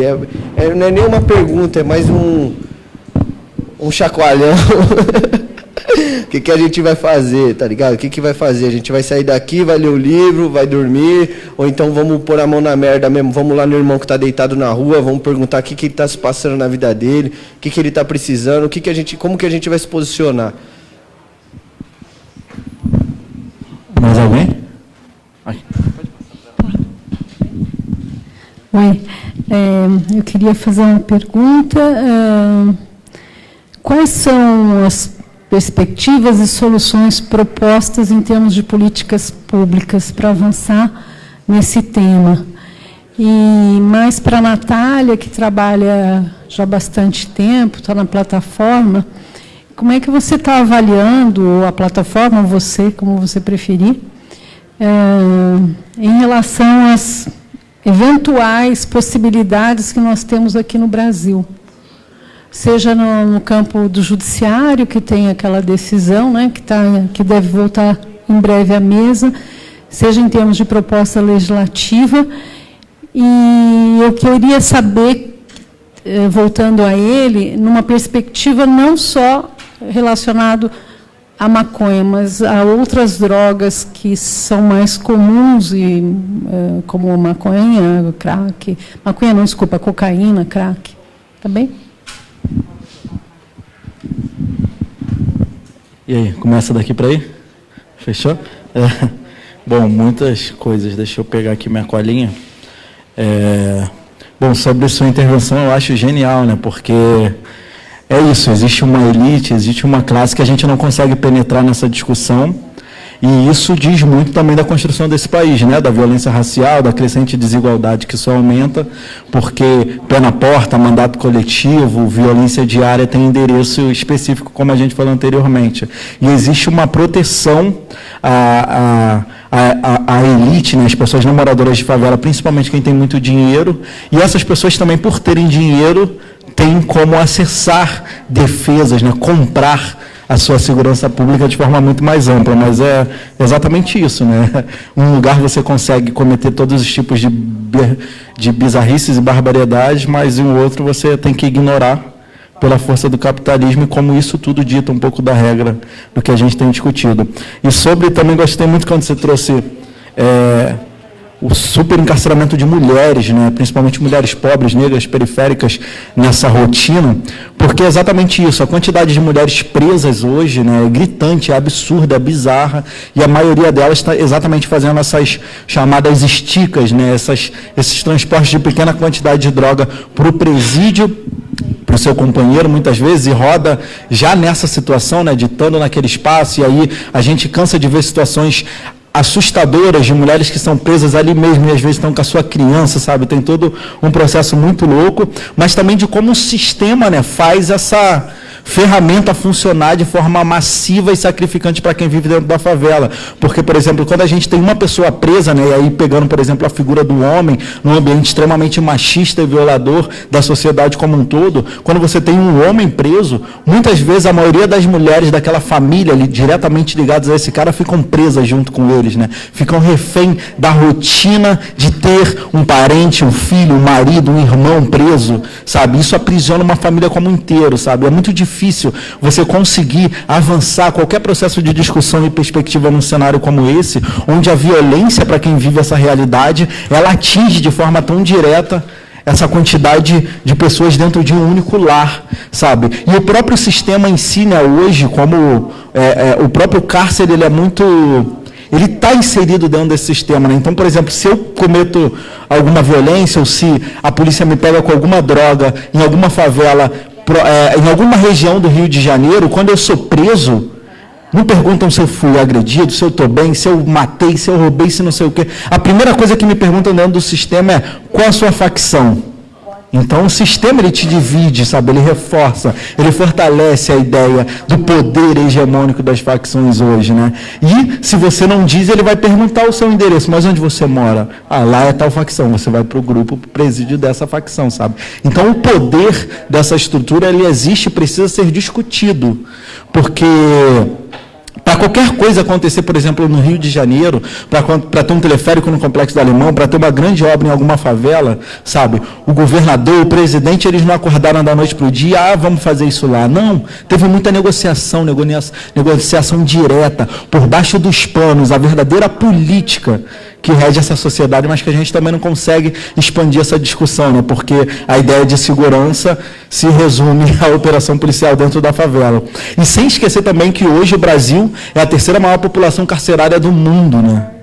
Quase 700 mil, mais de 700 mil pessoas presas, e grande parte das pessoas presas em relação ao tráfico ilícito das drogas, pretos, pobres, favelados, que a gente precisa discutir o superencarceramento da nossa população. Sobre conversar com isso na favela, né, é muito difícil, é quase impossível, porque não se trata apenas de falar sobre uma nova política de drogas ou sobre a realidade das drogas, mas o histórico desse país, ele construiu um ambiente extremamente desigual, violento e sem uma consciência crítica ampla para a maioria das nossas pessoas, porque nós tivemos que sobreviver na rotina do nosso dia a dia, e muitas vezes sem tempo para um respiro. A sobrevivência é a regra. Então, você discutir sobre política de drogas é muito difícil em um ambiente onde você ainda precisa discutir saneamento básico, direito, alimentação, rotina, comida, lazer, onde não existe o básico do que tem escrito na nossa Constituição de 88, sabe? Dali do artigo 5 ao artigo 8º, por exemplo, sabe? Das garantias básicas das pessoas, a gente não tem isso garantido. Então, discutir a partir da perspectiva de drogas é muito difícil. Porém, não impossível, porque eu acho que está cada vez mais nítido para todo mundo que essa é a principal política pública que chega para as nossas pessoas e como isso interfere na nossa rotina. Então é isso, todo dia de manhã, eu tenho 4 filhos lá dentro da favela, sabe? Minha família toda é de dentro do Complexo do Alemão. A nossa primeira rotina de manhã, antes de sair para uma escola, para um trabalho, para onde for, é você pegar o celular e olhar em um grupo de zap para saber se está dando tiro. E às vezes teve um tiroteio à noite, acabou a luz, você não sabe como isso refletiu na imprensa, não sabe se a linha de ônibus vai passar amanhã. Então, tipo assim, tem muitas questões que são possíveis de discutir porque está diretamente ligado à nossa tentativa de existência e garantia de direitos nessa sociedade. Só que, ao mesmo tempo, é muito difícil porque a sociedade não está preparada para lidar com as verdades das verdadeiras políticas que regem a nossa sociedade, mas que todo mundo quer deixar de lado. Deixa disso, não vamos falar disso agora, porque não quer sair do seu estado de conforto, literalmente, sabe? Que é isso. Para acontecer um teleférico, teve muito desenrolo por baixo do pano. O presídio, ele tem um poder grandíssimo, político, na estrutura desse país, sabe? É reconhecer esses fatos e como a gente vai trabalhar isso. E também, no nosso caso, no Movimentos, no Papo Reto, a gente tem conversado muito com as pessoas na favela, principalmente tentando se aproximar inicialmente de outros jovens, ocupar espaços de projetos sociais e também com pessoas que têm parentes que foram vitimadas por essa violência ou que estão em cárcere. Por quê? Porque a gente precisa discutir isso em caráter de urgência, porque as coisas para nós sempre chegam em caráter já moldado ou urgente, porque exatamente como o Cajuru trouxe, Bayer, Monsanto e tantas outras empresas já estão patenteando, sabe, substâncias até então ilícitas derivadas de drogas diversas. Ou seja, se agora a gente está aqui, digamos que a gente ficou 2 horas aqui nessa reunião, nessa conversa, e a gente tem operações acontecendo em favelas de todo o Brasil, com certeza tem gente sendo presa, sendo espancada, sendo assassinada, sabe? Se agora isso está acontecendo, como é que vai ser amanhã se legalizar? Se enquanto está ilegal, nós somos assassinados e encarcerados massivamente, se amanhã legaliza, tiram da nossa mão? Por exemplo, no Rio de Janeiro, hoje a gente tem mais de 1000 favelas. E o varejo, sabe? Porque o varejo, né, a gente não sabe quem é o atacado, mas o varejo que acontece nas favelas, ele emprega na ilegalidade centenas de jovens, que somando essas favelas são milhares. E não é porque é legal ser do tráfico, porque você não dorme, você não tem rotina, sabe? A hierarquia não é tão simples como se parece, não tem nada de ser legal. Mas num ambiente onde nada te foi garantido, você não tem direito, o seu saldo é -0. Às vezes uma coisa que arrisca a sua vida, tudo ou nada, é um saldo positivo. Eu vou ali para ver. Vou fazer uma grana, vou ajudar minha mãe, vou levantar não sei o quê, sabe? Então esse processo, ele alimenta e faz muitos jovens entrarem nesse mercado, porque é um mercado. Dita regras, tem poder, emprega milhares de pessoas. E aí se amanhã legaliza, a gente exclui essas pessoas, então enquanto está ilegal, morre-se e superprende pretos e pobres. Mas quando fica legal, tira de nós. Então, quem hoje, a gente que está num processo de exclusão, quando legaliza, regulariza, descriminaliza, somos excluídos ainda mais, empurrados mais para debaixo do tapete dentro desse processo. Essa é uma das discussões que a gente tem tentado levantar dentro da favela, dentro das perifas. Está acontecendo, independente de você querer ou não. E até com os meninos que têm envolvimento com o varejo das drogas, é falar isso está acontecendo. E se não houver uma posição, se a favela não se organizar minimamente para entender esse processo, a gente vai ser excluído de novo. E não se trata de guerra às drogas, mas de controle massivo, violento da pobreza, do preto, do pobre, favelado, periférico. Então a gente tem tentado levantar essas questões, de falar, ó, já está acontecendo de cima para baixo, e isso já está interferindo na nossa rotina, então é mostrar os processos comuns de como isso interfere na nossa rotina, no nosso dia a dia. Então, por exemplo, tem uma operação policial na favela, o mototaxista imediatamente não consegue trabalhar, porque ele não vai circular no meio do tiroteio. Se tem uma operação policial e atinge o transformador, atrapalha todo aquele comércio do entorno, às vezes vai estragar o produto. Então, existem formas de dialogar com a população. Basta querer e ter interesse, e nunca houve interesse em construir uma ampla consciência crítica na favela, na periferia, na nossa população. Eu acho que esses são os processos de disputa que dificultam muito esse processo, porque a gente tem que falar de 1 milhão de coisas e no final a gente está falando da mesma coisa, que é direito, vida, acesso, mas é um processo muito difícil e você tem que ir gingando, né, construindo esses caminhos de resistência. Só dando pitaco agora em outras 2 perguntas, né?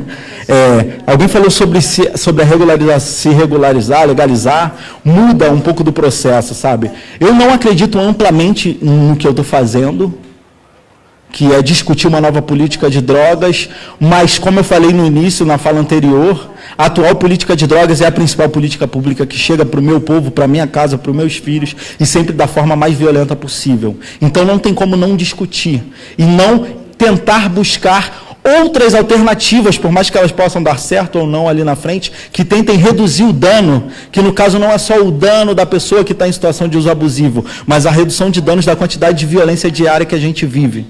Por ser quem somos, por ter a cor que temos, por vivermos no endereço em que a gente vive. Então, eu acho que esse é um dos processos de ocupar as brechas de outras discussões que surgem. Pô, tem uma galera discutindo que dá para regularizar ali. Será que isso vai melhorar? Mas como a gente vai ficar dentro desse processo? Se legalizar, como novamente o Cajuru trouxe, né? A gente fala muito da biqueira, da boca de fumo, mas a maior empresa de drogas hoje são as farmácias, né? Que são essas empresas que já estão patenteando, inclusive, essas drogas. A gente tem casos nos Estados Unidos, pela Europa, países vizinhos, onde tem coisa que deu certo, onde tem coisa que está ruindo. Eu acho que é isso, né? É preciso experimentar uma coisa diferente para que a droga experimentada por todo mundo, não torne a nossa vida uma droga, não no sentido do uso, mas da nossa existência, de não garantir o acesso a nada. Então, experimentar algo diferente é mais uma estratégia de, porra, não está dando certo, a gente continua sendo vitimado, vamos por esse caminho.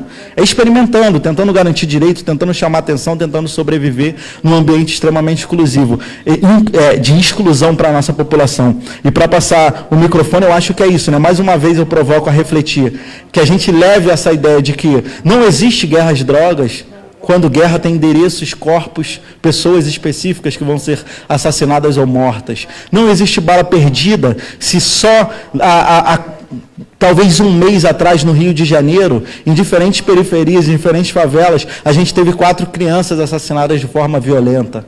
Não há bala perdida quando em uma operação no Complexo do Alemão, 8 pessoas são atingidas por disparo de arma de fogo. Não existe. A gente precisa disputar esses significados. E aí, pensando em ampla dificuldade, eu acho que o dificultador maior do nosso trabalho agora vai ser o ritmo para qual o país tem se direcionado.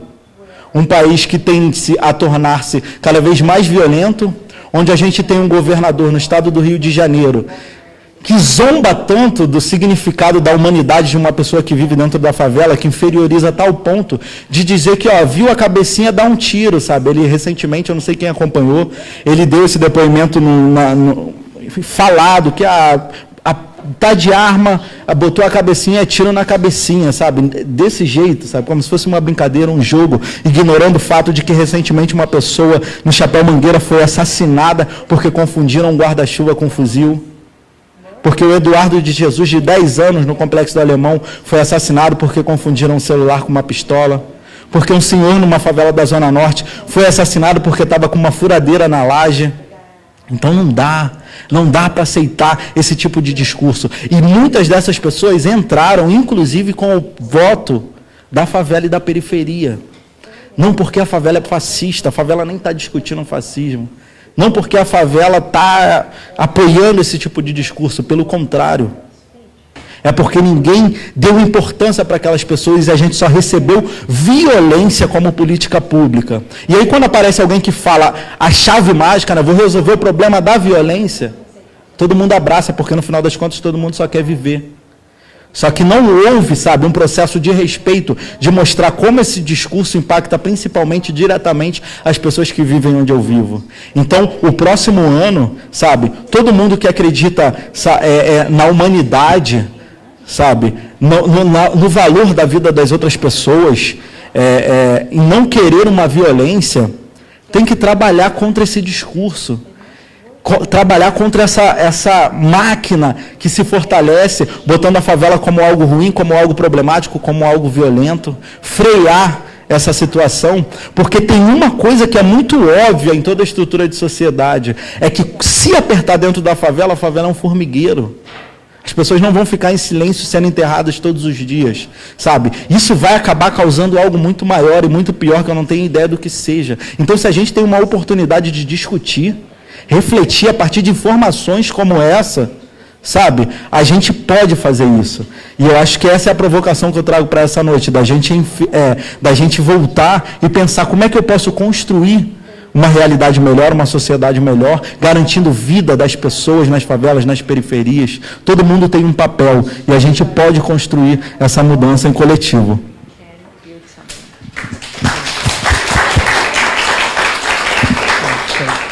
Thanks. So just to answer quickly your questions, so you asked about the connection between depression and addiction.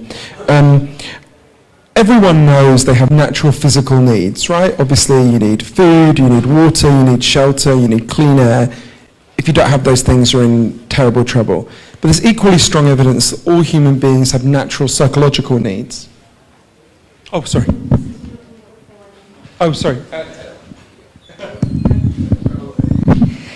Então, eu queria retomar o ponto que você falou sobre a discussão da depressão e do vício. Na verdade, a gente sabe que todas as pessoas têm necessidades básicas, necessidades de saúde, de higiene, de comida, de teto, necessidades básicas mesmo. E, além dessas necessidades que a gente conhece, as pessoas também têm necessidades psicológicas. Yeah, and you need to feel you belong. You need to feel your life has meaning. You need to feel that people value you. You need to feel you've got a future that makes sense. And wherever you have a culture where people's psychological needs are not met, you'll get an increase in depression and an increase in addiction, because addiction is a response to deep pain. Então você precisa se sentir parte de um todo, você precisa se sentir pertencente ao meio, você precisa se sentir conectado, você precisa dessas necessidades psicológicas. Em qualquer sociedade onde essas necessidades psicológicas não são atendidas, você tem o problema do vício, porque aí as pessoas acabam chegando no vício por falta desse atendimento das necessidades básicas psicológicas. And this is one reason why I admire Carmen, who's here so much, because I spent time with her in the so-called Cracolândia, and that's why I admire the work you do so much as well, because I see that what Carmen does is give people love and connection and practical help, people who are in real pain, yeah. E é por isso que a minha colega aqui fala sobre isso, e também a situação da Cracolândia, a situação que ele testemunhou para a gente, é porque essas pessoas, elas dedicam tempo, dedicam atenção para essas pessoas que precisam desse apoio psicológico, precisam da ajuda psicológica. And I think just as the last thing, this goes to the answer to your question, which is practical things we can do. So one example is, Portugal is a good example. Portugal in the year 2000 had a massive drug crisis. 1% of the population was addicted to heroin. Every year they tried the way that new president is recommending. They arrested more people, they punished more people, and every year the problem got worse. E só respondendo aqui uma questão prática que você perguntou, eu acho que Portugal é um ótimo exemplo de política pública. Portugal, no ano de 2000, tinha 1% da população viciada em heroína, e eles estavam fazendo as mesmas ações que o novo presidente de vocês está tentando fazer, que seria prendendo todas essas pessoas que são viciadas em droga. And then they decided to do a very different thing. They decriminalized all drugs. They took all the money they used to spend on screwing people's lives up, and they spent it instead on turning their lives around, help, practical support, the kind of thing Carmen does. And addiction in the 15 years since has fallen by more than half. Overdoses down by 80%. There are alternatives that work. I totally agree with you that racism is a massive barrier to doing this here in Brazil. And there's deep racism in the system that prevents these compassionate policies that we have to challenge. But there are alternatives that work. I've been there, I've seen them. We obviously need to fight for them. E então Portugal resolveu fazer uma atitude totalmente diferente da que estava sendo feita. Ele pegou todo o dinheiro que estava sendo investido nessas políticas mais agressivas e reverteu em políticas benéficas para os usuários, em como tratar, como ressocializar essas pessoas. E em 15 anos teve-se, então, um decréscimo de 50% no número de pessoas que eram viciados e 80% de decréscimo no número de pessoas que morreram de overdose. Então, é claro que aqui no Brasil tem outras questões envolvidas, como a questão do racismo, da hierarquia social que vocês têm aqui no Brasil, mas eu visitei vários lugares, eu vi muitas coisas acontecerem, e tem possibilidades, tem novas formas de vocês atacarem esse problema.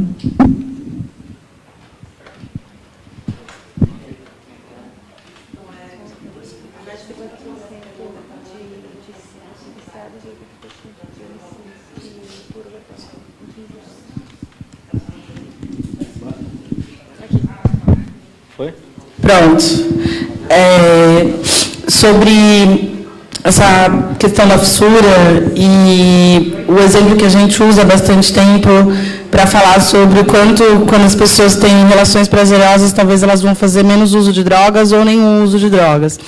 E no diálogo com que o Raul trouxe sobre como é difícil você ter uma relação prazerosa com o uso de substâncias se você está dentro de um contexto em que o uso daquela substância pode aumentar os teus medos e as tuas neuroses.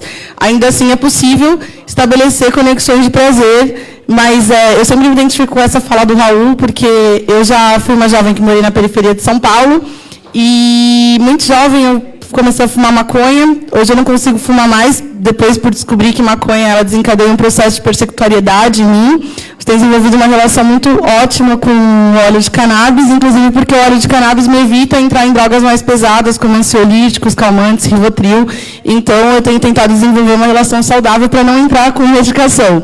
Mas o meu principal marca, assim, antes, quando eu desenvolvi uma relação de prazer com a cannabis, a marca foi quando eu comecei a tomar enquadro da polícia. E aí, esse negócio de você morar na periferia, você fica na roda ali com o pessoal, dos seus amigos, tomando vinho, e esse vinho, né, duelo, sangue de boi, essas coisas bem, que não são vinho, na verdade. Aí você começa a trabalhar com droga, você descobre que é uma fermentação qualquer de um álcool muito barato. E ela era prazerosa até eu começar a sofrer os primeiros enquadros da polícia. E depois que eu comecei a sofrer os primeiros enquadros da polícia, que nunca foram muito tranquilos, eu comecei a não ter mais uma relação de prazer com o uso de maconha. E, inclusive, eu fui decidindo substituir a maconha por cerveja, porque o álcool era uma coisa que eu não tinha problema. Eu não tinha problema com os meus pais, mesmo sendo menor de idade. Eu não tinha problema na escola, nas festas da escola, de não ficar taxada como uma maconheira. Eu não tinha problema quando eu estava na rua, eu não tomava enquadro. E aí eu comecei a desenvolver uma relação com álcool que era de uso de uma substância que poderia ser prazerosa e não me causar o dano de ter esse encontro triste com a polícia. Bom, e aí eu sempre entendo muito, porque depois que eu deixo de estudar na periferia, de morar na periferia, vou encontrar um meio classe média, quando eu vou fazer a universidade, etc., eu começo a descobrir as outras relações de prazer possíveis com diversas substâncias, que era uma classe média que, inclusive, tinha outros ritos e usos e drogas de muito melhor qualidade para fazer esse uso. E aí eu sei que o Raul concorda comigo que, de fato, a depender do contexto, é possível desenvolver relações menos traumáticas com o uso de drogas. E outra coisa que eu tenho pensado muito no próximo ano, que a gente vai fazer 30 anos de redução de danos no Brasil, é a necessidade de a gente reatualizar alguns conceitos. Acho que a gente precisa comemorar, mas a gente precisa reatualizar também. A perspectiva de redução de danos para lidar com o uso de substâncias para pessoas que faziam uso abusivos, enfim, ela serve em um determinado momento, em um determinado contexto, acho que continua servindo, mas quando a gente vivia num período de acentuamento assim, dessa guerra às drogas nos países da Europa e a AIDS como epidemia, etc., na qual a relação era admitida uma relação com a droga numa perspectiva de dano. E aí, eu acho que quanto mais a gente reafirma que só é possível fazer essas dimensões de que a única maneira de lidar com o uso de substâncias é admitir que ela por si só traz um pressuposto de dano, existe um dano a ser diminuído, a gente precisa rediscutir isso, um conceito filosoficamente mesmo falando, né, a necessidade da gente entender essa gestão dos prazeres e o quanto que, inclusive, as relações com o uso de substâncias elas vão acontecer justamente para amortizar os outros danos das ações contemporâneas, não só de sofrimento, como a tristeza, a solidão, ou pobreza, ou esse negócio de traumas familiares, mas o quanto que as relações contemporâneas, sejam de trabalho, produção de ansiedade, a maneira com a velocidade com que as informações são produzidas e as dinâmicas novas sociais que se estabelecem, também vão influenciar no consumo de substâncias, né? Assim, seja Ritalina para crianças, porque elas não conseguem se concentrar numa escola chata, seja o uso de antidepressivos e calmantes, porque as pessoas elas precisam lidar com essas relações complexas e exaustivas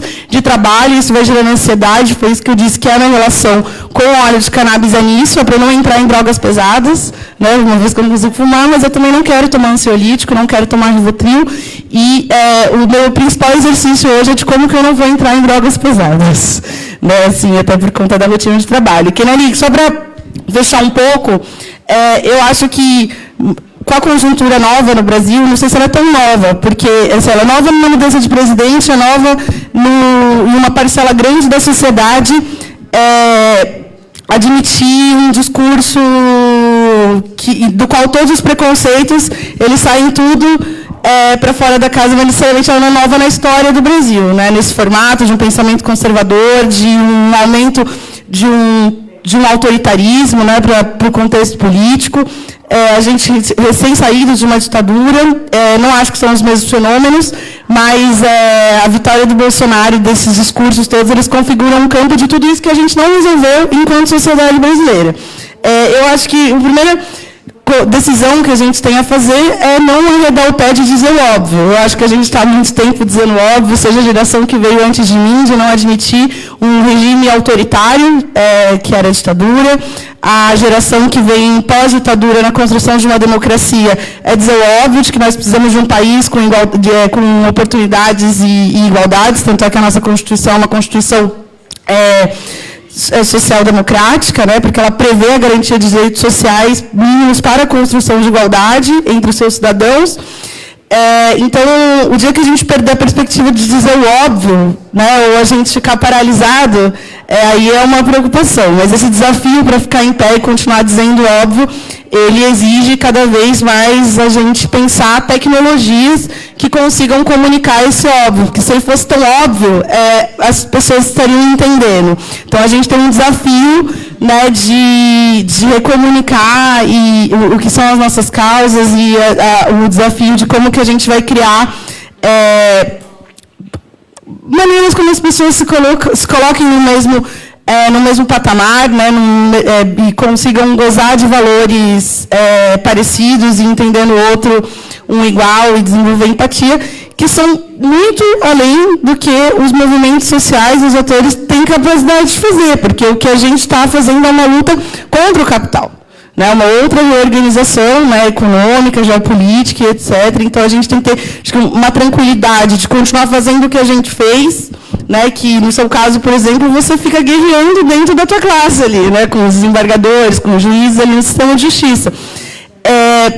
E rever o que é possível de melhorar, mas acho que a gente tem que ter uma dimensão e admissão da nossa limitação, né, da condição humana, da condição individual e do pouco que a gente tem também de capital, seja simbólico, econômico e político, para fazer frente a essa reorganização geopolítica e econômica do capitalismo. A gente está no começo do século XXI, não tem como a nossa geração, em especial a minha geração, não insistir em buscar formas. Não acho que a minha geração vai construir um único formato. Eu acho que nós temos nessa mesa diversas possibilidades de construção de como a gente vai fazer a democracia do século XXI e o mundo que a gente quer viver e o mundo que a gente quer sonhar.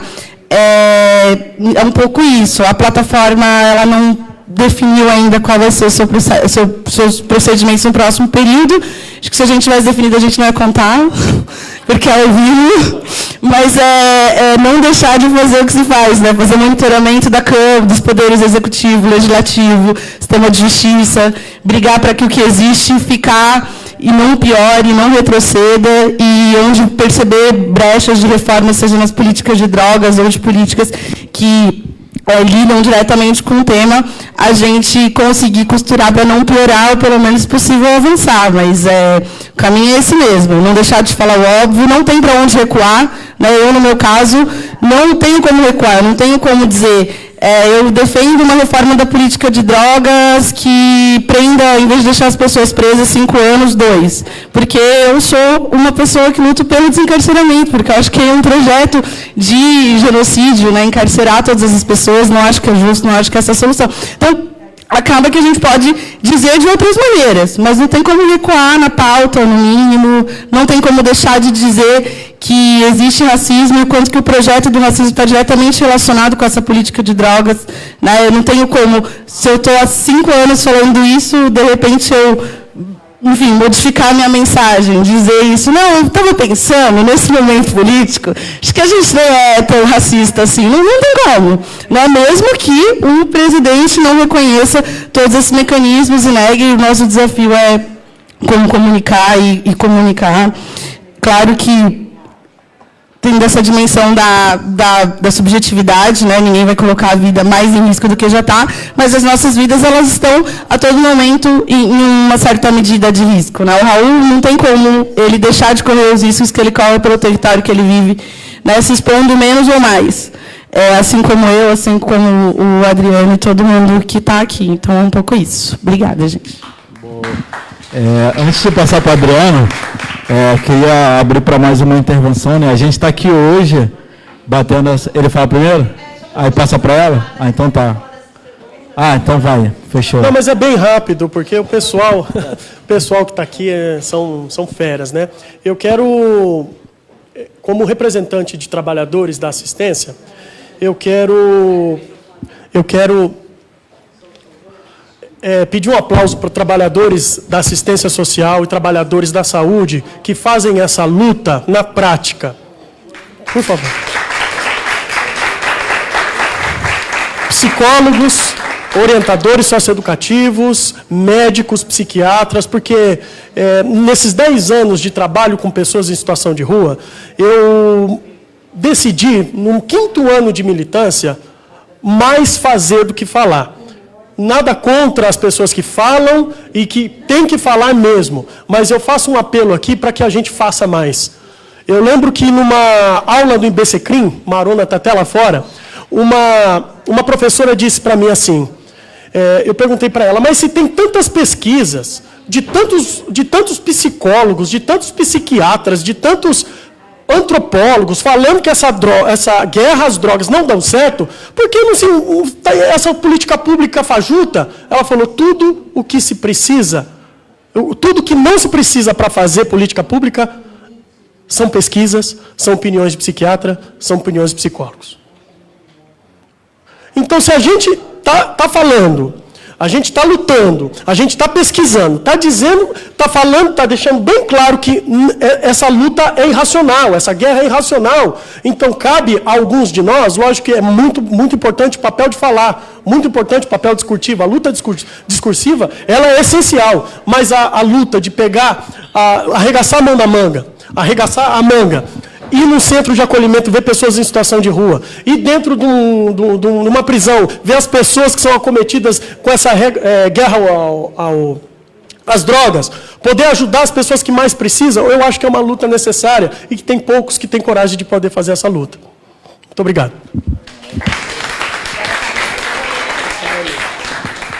Agora a Camila foi ao toalete. Tem alguém que quer falar rapidinho? A gente espera ela mesmo. Então vai.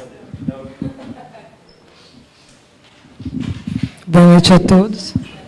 Deixa eu priorizar que ela já estava na fila, rapidinho. Vem, Carmen. Corre, Carmen. Vai lá, não, eu queria falar bem rapidinho. Eu queria até falar uma experiência, quando a gente fala de guerra às drogas. Eu sou uma trabalhadora que trabalho na região da Luz. Eu trabalho diretamente na Cracolândia. E antes das eleições, eu achei bem forte isso que eu escutei de uma moradora lá. Que ela passou e ela olhou para mim e falou para mim, nossa, quando ele se eleger, isso vai acabar, vai ser proibido. Ainda falei para ela, hello, baby, já é proibido. Né? E parece que a gente está falando de algo que não é proibido, né? A gente está sempre, né? Parece que as drogas hoje, ela é liberal, não, ela já é proibida. E essa população hoje, que eu falei, essa sociedade tem uma consciência que a droga não é proibida, e ela é proibida. E eu achei bem interessante essa experiência, e tanto que eu queria falar sobre isso, né? Porque eu não trabalho só com usuários de droga, eu trabalho naquele território e eu moro ali. E eu acabo vendo a opinião daquelas pessoas, né? Enquanto elas acham que a droga não é proibida, enquanto votam em uma pessoa achando que vai proibir o que já é proibido, né?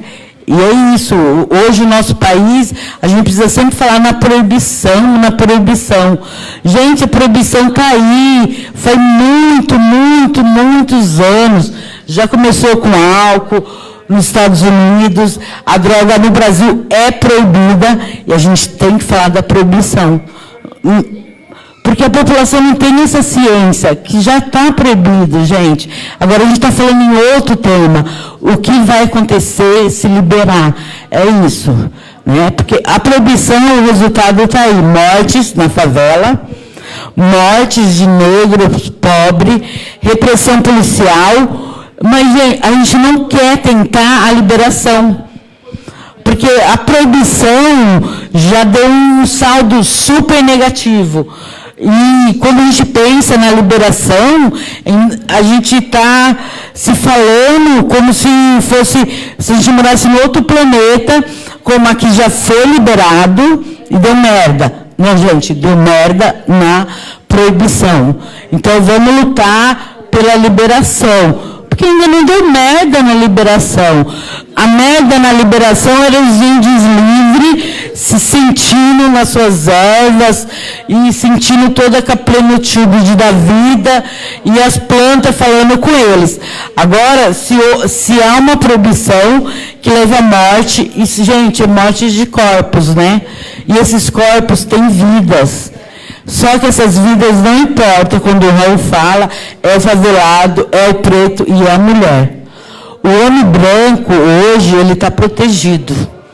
E quanto a gente também luta por esses corpos, né? Que não é um corpo branco. Porque você pode ter um corpo branco na favela, que você vai morrer também. Na favela, o seu corpo branco não te garante a sua sobrevivência. Te garante aqui no centro, quando você vai andar, isso, aquilo. Enquanto as guerras droga, ele marca os corpos das pessoas. Marca, porque hoje, quem está sendo preso é o usuário, né? Como traficante. Porque precisa ter um número grande de traficantes sendo preso. Porque, gente, se falar, se prendeu tantas pessoas usando droga, não dá impacto. Eles querem impacto. E o impacto deles se prender os traficantes, que hoje estão usando, né, apenas por estar, gente, com uma maconha. Hoje na Cracolândia você pode usar crack, mas se você tiver com baseado, se prepare que a polícia chegue em cima. É forte isso. Até ali naquele território, o quanto que o crack acaba sendo liberado, né? Porque falam, vão para o fluxo, lá vocês podem usar. Aí o trabalhador, trabalhar lá na Santa Efigênia, ele vem ali numa pracinha, fumar baseadinho dele, ele só quer relaxar. Não é permitido para ele, né? Então, essas guerras-droga, ela é muito confusa. A população não sabe que tem proibição, porque elas acham que vai proibir agora. Hello, baby, sempre tenho que lembrar, já é proibido. E a gente parece que a gente está nessa coisa que não é proibido, gente, mas é. E como atingir essas pessoas, né? Que já está proibido, gente, já teve o resultado da proibição. Então, né, para mim, as drogas têm que ser legalizadas.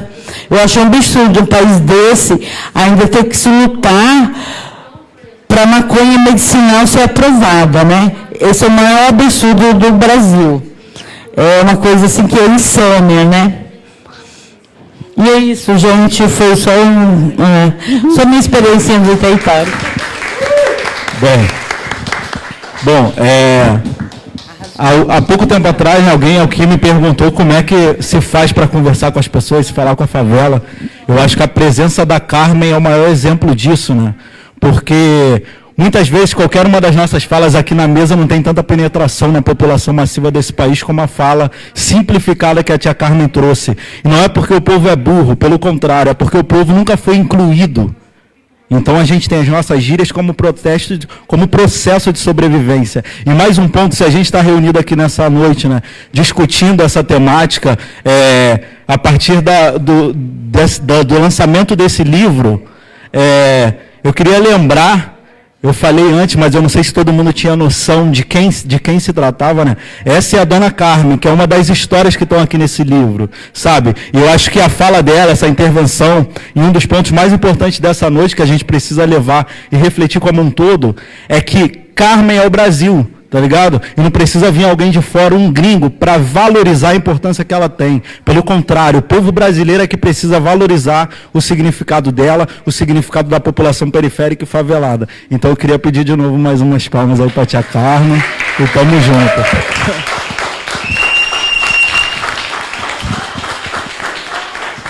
Vai, Rebs.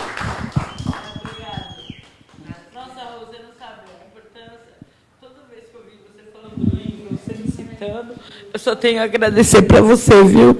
Porque é isso, a gente sente a dor do outro, isso é muito importante. Raul, cada dia eu te admiro mais, eu te agradeço, sempre, sempre, tá? O seu trabalho. Alguém mais quer fazer uma pergunta? Você queria falar, né? Agora ficou difícil para você, né, querida? Da sequência aqui para esse rolê. Vamos lá. Agora ficou difícil para mim mesmo, apesar de que, né, de que o que eu ia falar acho que tem um pouquinho a ver com o que a Carmen falou, que eu também trabalho com dependência química, tenho uma empatia muito grande pelo assunto. Eu sou uma adicta em recuperação, sou uma ex-usuária de crack, né? Tive uma internação com 48 quilos e o corpo todo furado. E olha para mim hoje, ninguém fala, né? E eu devo isso à minha força de vontade, a um grupo de autoajuda chamado Narcóticos Anônimos, né? Mas mesmo antes de eu me reconhecer como adicta, eu já tinha interesse, não sei se é uma coisa inconsciente, sobre esse assunto. E o que me fez, entre outras razões, estudar psicologia, né, que eu sou psicóloga. E hoje eu trabalho na dependência química na saúde mental, né? E eu queria falar uma coisa que você falou, cara, é sentir a dor do outro.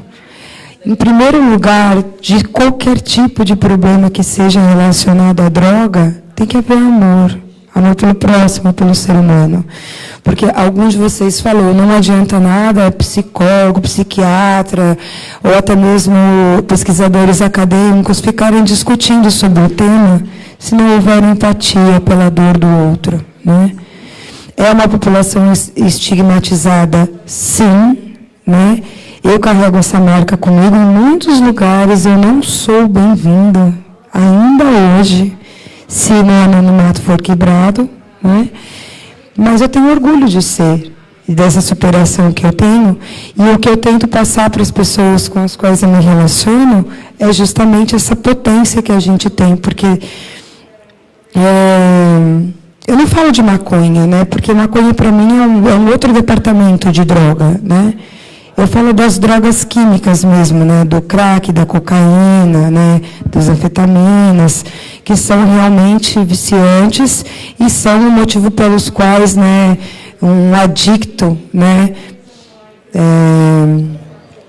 usa como válvula de escape, porque todo mundo sabe que a adicção é muito mais do que o uso de drogas, né? Então, enxergar essa dor, como você colocou, como base estrutural, uma desigualdade, uma diferença de direitos, quer dizer, uma igualdade de direitos na Constituição, mas uma total diferença de direitos na prática, né? A falta de políticas públicas realmente eficazes e pessoas que realmente lutem engajadamente pelos direitos do ser humano, seja ele branco, preto, pardo, gay, lésbica, ou sei lá o que for, né? Mas com o direito, por ser pessoa, por ser humano, faz toda a diferença. E quando eu vi esse evento aqui de vocês, né, que eu vi através da internet, eu não pensei duas vezes em vir participar, porque essa guerra, né, e esse fracasso no combate às drogas, no meu entender, ele é muito mais político e proposital do que um mero acaso. Obrigada. Obrigada a todos vocês no trabalho de vocês. Qual é o seu nome mesmo? Eu não tinha ouvido. Paula? Sim, pode passar para ele. Tem microfone aí? Ah, tá. Só para, rapidinho, uma coisa interessante, né? Eu participei de grupos de autoajuda, eu devo muito a eles também, porque nesse meu processo, vamos dizer assim, de tratamento, eles foram muito importantes. Mas é interessante a gente entender que, nessas guerras drogas, existem grupos que não entendem muito aquilo que a gente está dizendo, porque as pessoas têm direito de alterar consciência. Porque existem motivos das pessoas usarem drogas. Infelizmente, eu não posso mais usar a droga recreativamente. Eu, que sou a minoria, a maioria das pessoas que usam droga não tem problema com elas. Aceita que dói menos. Eu tive que aprender isso. A maioria das pessoas que usam droga não tem problemas com elas. E é todas as drogas. Porque as pessoas buscam alterar a consciência para se interiorizar, eu tenho que respeitar. As pessoas buscam alteração de consciência para se socializar, eu tenho que respeitar. As pessoas buscam alteração de consciência para transcender e para se acalmar. Só que o pobre não tem condição de contratar um psiquiatra para ele prescrever um remédio. Infelizmente, aí ele tem que fumar o baseadinho dele, poxa. Respeita. Só que estão proibindo até o baseadinho, poxa vida. É isso que eu queria dizer, que existem maneiras de entender o cuidado com as drogas e que nós temos que entender. Eu trabalho hoje acolhendo pessoas em situação de rua, porque foi bem para mim, e tento instruí-los que alterar a consciência não é errado, mas desde que esteja num ambiente adequado. Como assim um ambiente adequado? Eu sou descendente de índio, Guarani, trabalho com as medicinas da floresta. E tem um instituto chamado Inhanderu, que leva as pessoas para poder alterar a consciência com a ayahuasca, com o rapé indígena. E inúmeras pessoas pararam de usar crack e cocaína por conta disso. Uma droga salvando outra droga. Já vi pesquisas em que a maconha salvou pessoas, e salva até hoje, de uso de crack. A maconha não era a porta de entrada? Hoje ela é a porta de saída para muitos casos. Inclusive eu falo, cara, você não tem como você controlar essa sua compulsão por pedra dando uns doisinhos no baseado, irmão? Pô, Adriano, mas não é errado. Que errado o quê, irmão? Errado você ficar perdendo uma vida produtiva, se deteriorando. Acho que dá para você continuar nessa alteração de consciência fumando um baseadinho.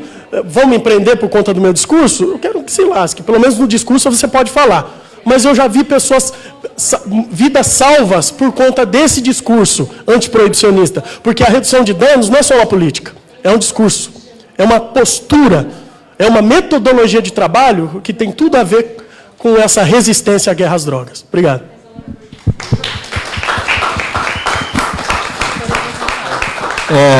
Acho que a gente agora pode ir finalizando, né? Adriano, se você quiser falar mais alguma coisa... Adriano, se você quiser falar mais alguma coisa, e vindo aí para cá finalizando também, ou se... Olha, eu quero agradecer a Rebeca. Cadê a Rebeca que se escondeu? Tá ali. Pelo convite. Obrigado, Rebeca. Sensacional. Muito obrigado pelas pessoas que estão aqui. Eu não te conhecia, cara. A gente vai ter que trocar figurinha. A gente está na mesma luta. Harry, parabéns, cara. Que coragem poder escrever um livro desse e lançar aqui no Brasil, viu? No Ninho do Dragão. Parabéns, colega, também eu não te conhecia só de palestra, eu sempre fui seu fã, estive sempre do lado de lá te ouvindo, agora eu estou aqui do seu lado, é um prazer poder te conhecer, e muito obrigado a todos que vieram aqui.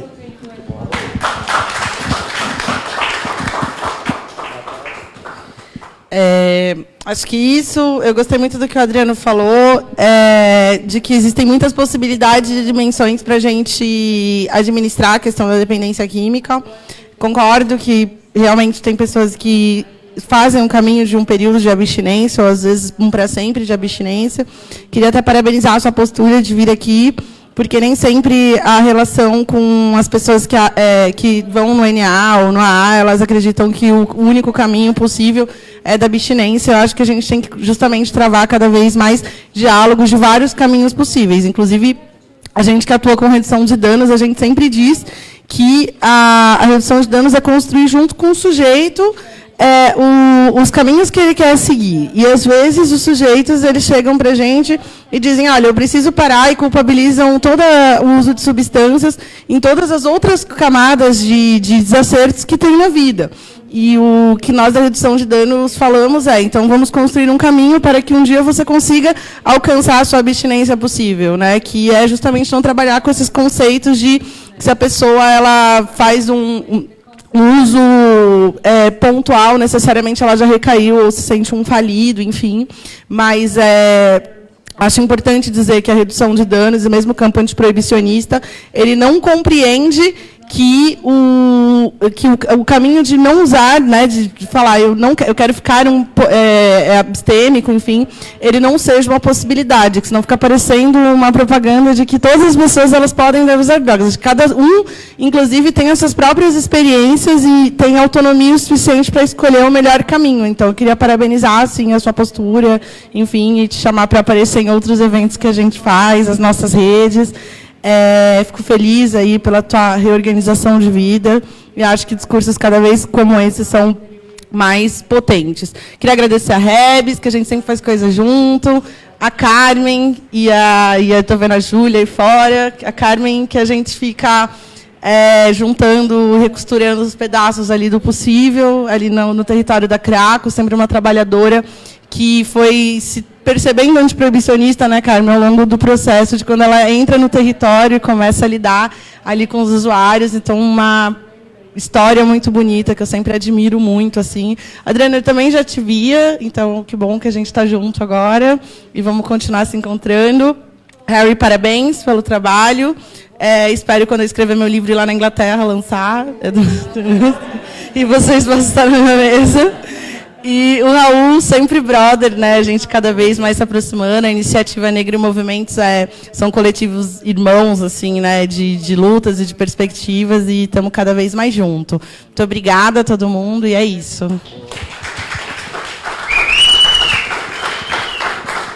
And just want to say, I just feel really glad to have been here. I'm really grateful to everyone, Rebecca and everyone on the panel, and to Haul, who's one of the bravest people I know. And I've been to lots of places where there's lots of dangerous things happening, and Haul is just an incredibly brave and admirable person. And to Carmen, who's the same. And I'm just really glad to be here. Thank you all very much. Alô? Eu só queria agradecer a todos. Estou muito agradecida de estar aqui. Essas pessoas são muito, muito importantes. O Raul, uma pessoa tão corajosa como que eu nunca vi antes. A Carmen também, só tenho que agradecer. E eu fecho... A Carmen está dando tchau lá. Paula, é isso, né? Obrigado por compartilhar com a gente, principalmente para mostrar que a gente não só existe, como a gente se reinventa, né? E, enfim, vamos disputar todos esses espaços. E encerro também, falei da dona Carmen, foi excelente ouvir Paula, e queria apontar ali para o Mano Caslu, porque, tipo, o que o Adriano trouxe para nós é isso, né? De como... Às vezes a gente é invisibilizado, mas a gente também está construindo e modificando as coisas o tempo inteiro. E tipo, o Caslu é esse moleque que também se abriu com a gente. Ele usa a maconha de forma medicinal, mas é pobre, favelado, periférico. Ele tem que fazer muito corre para acessar o seu medicamento. E por esse corre ele começou a pesquisar muito. E apesar de todas as trocas que a gente tem aqui, esse é um dos caras que mais me ensinou o que é cada substância, o que é THC, canabidiol, sei lá o que, os tipos de maconha. Esse cara, para mim, é um gênio, tá ligado? Da pesquisa periférica, favelada, sobre várias substâncias. Então, tipo, queria apontar ali mais um gênio das ruas.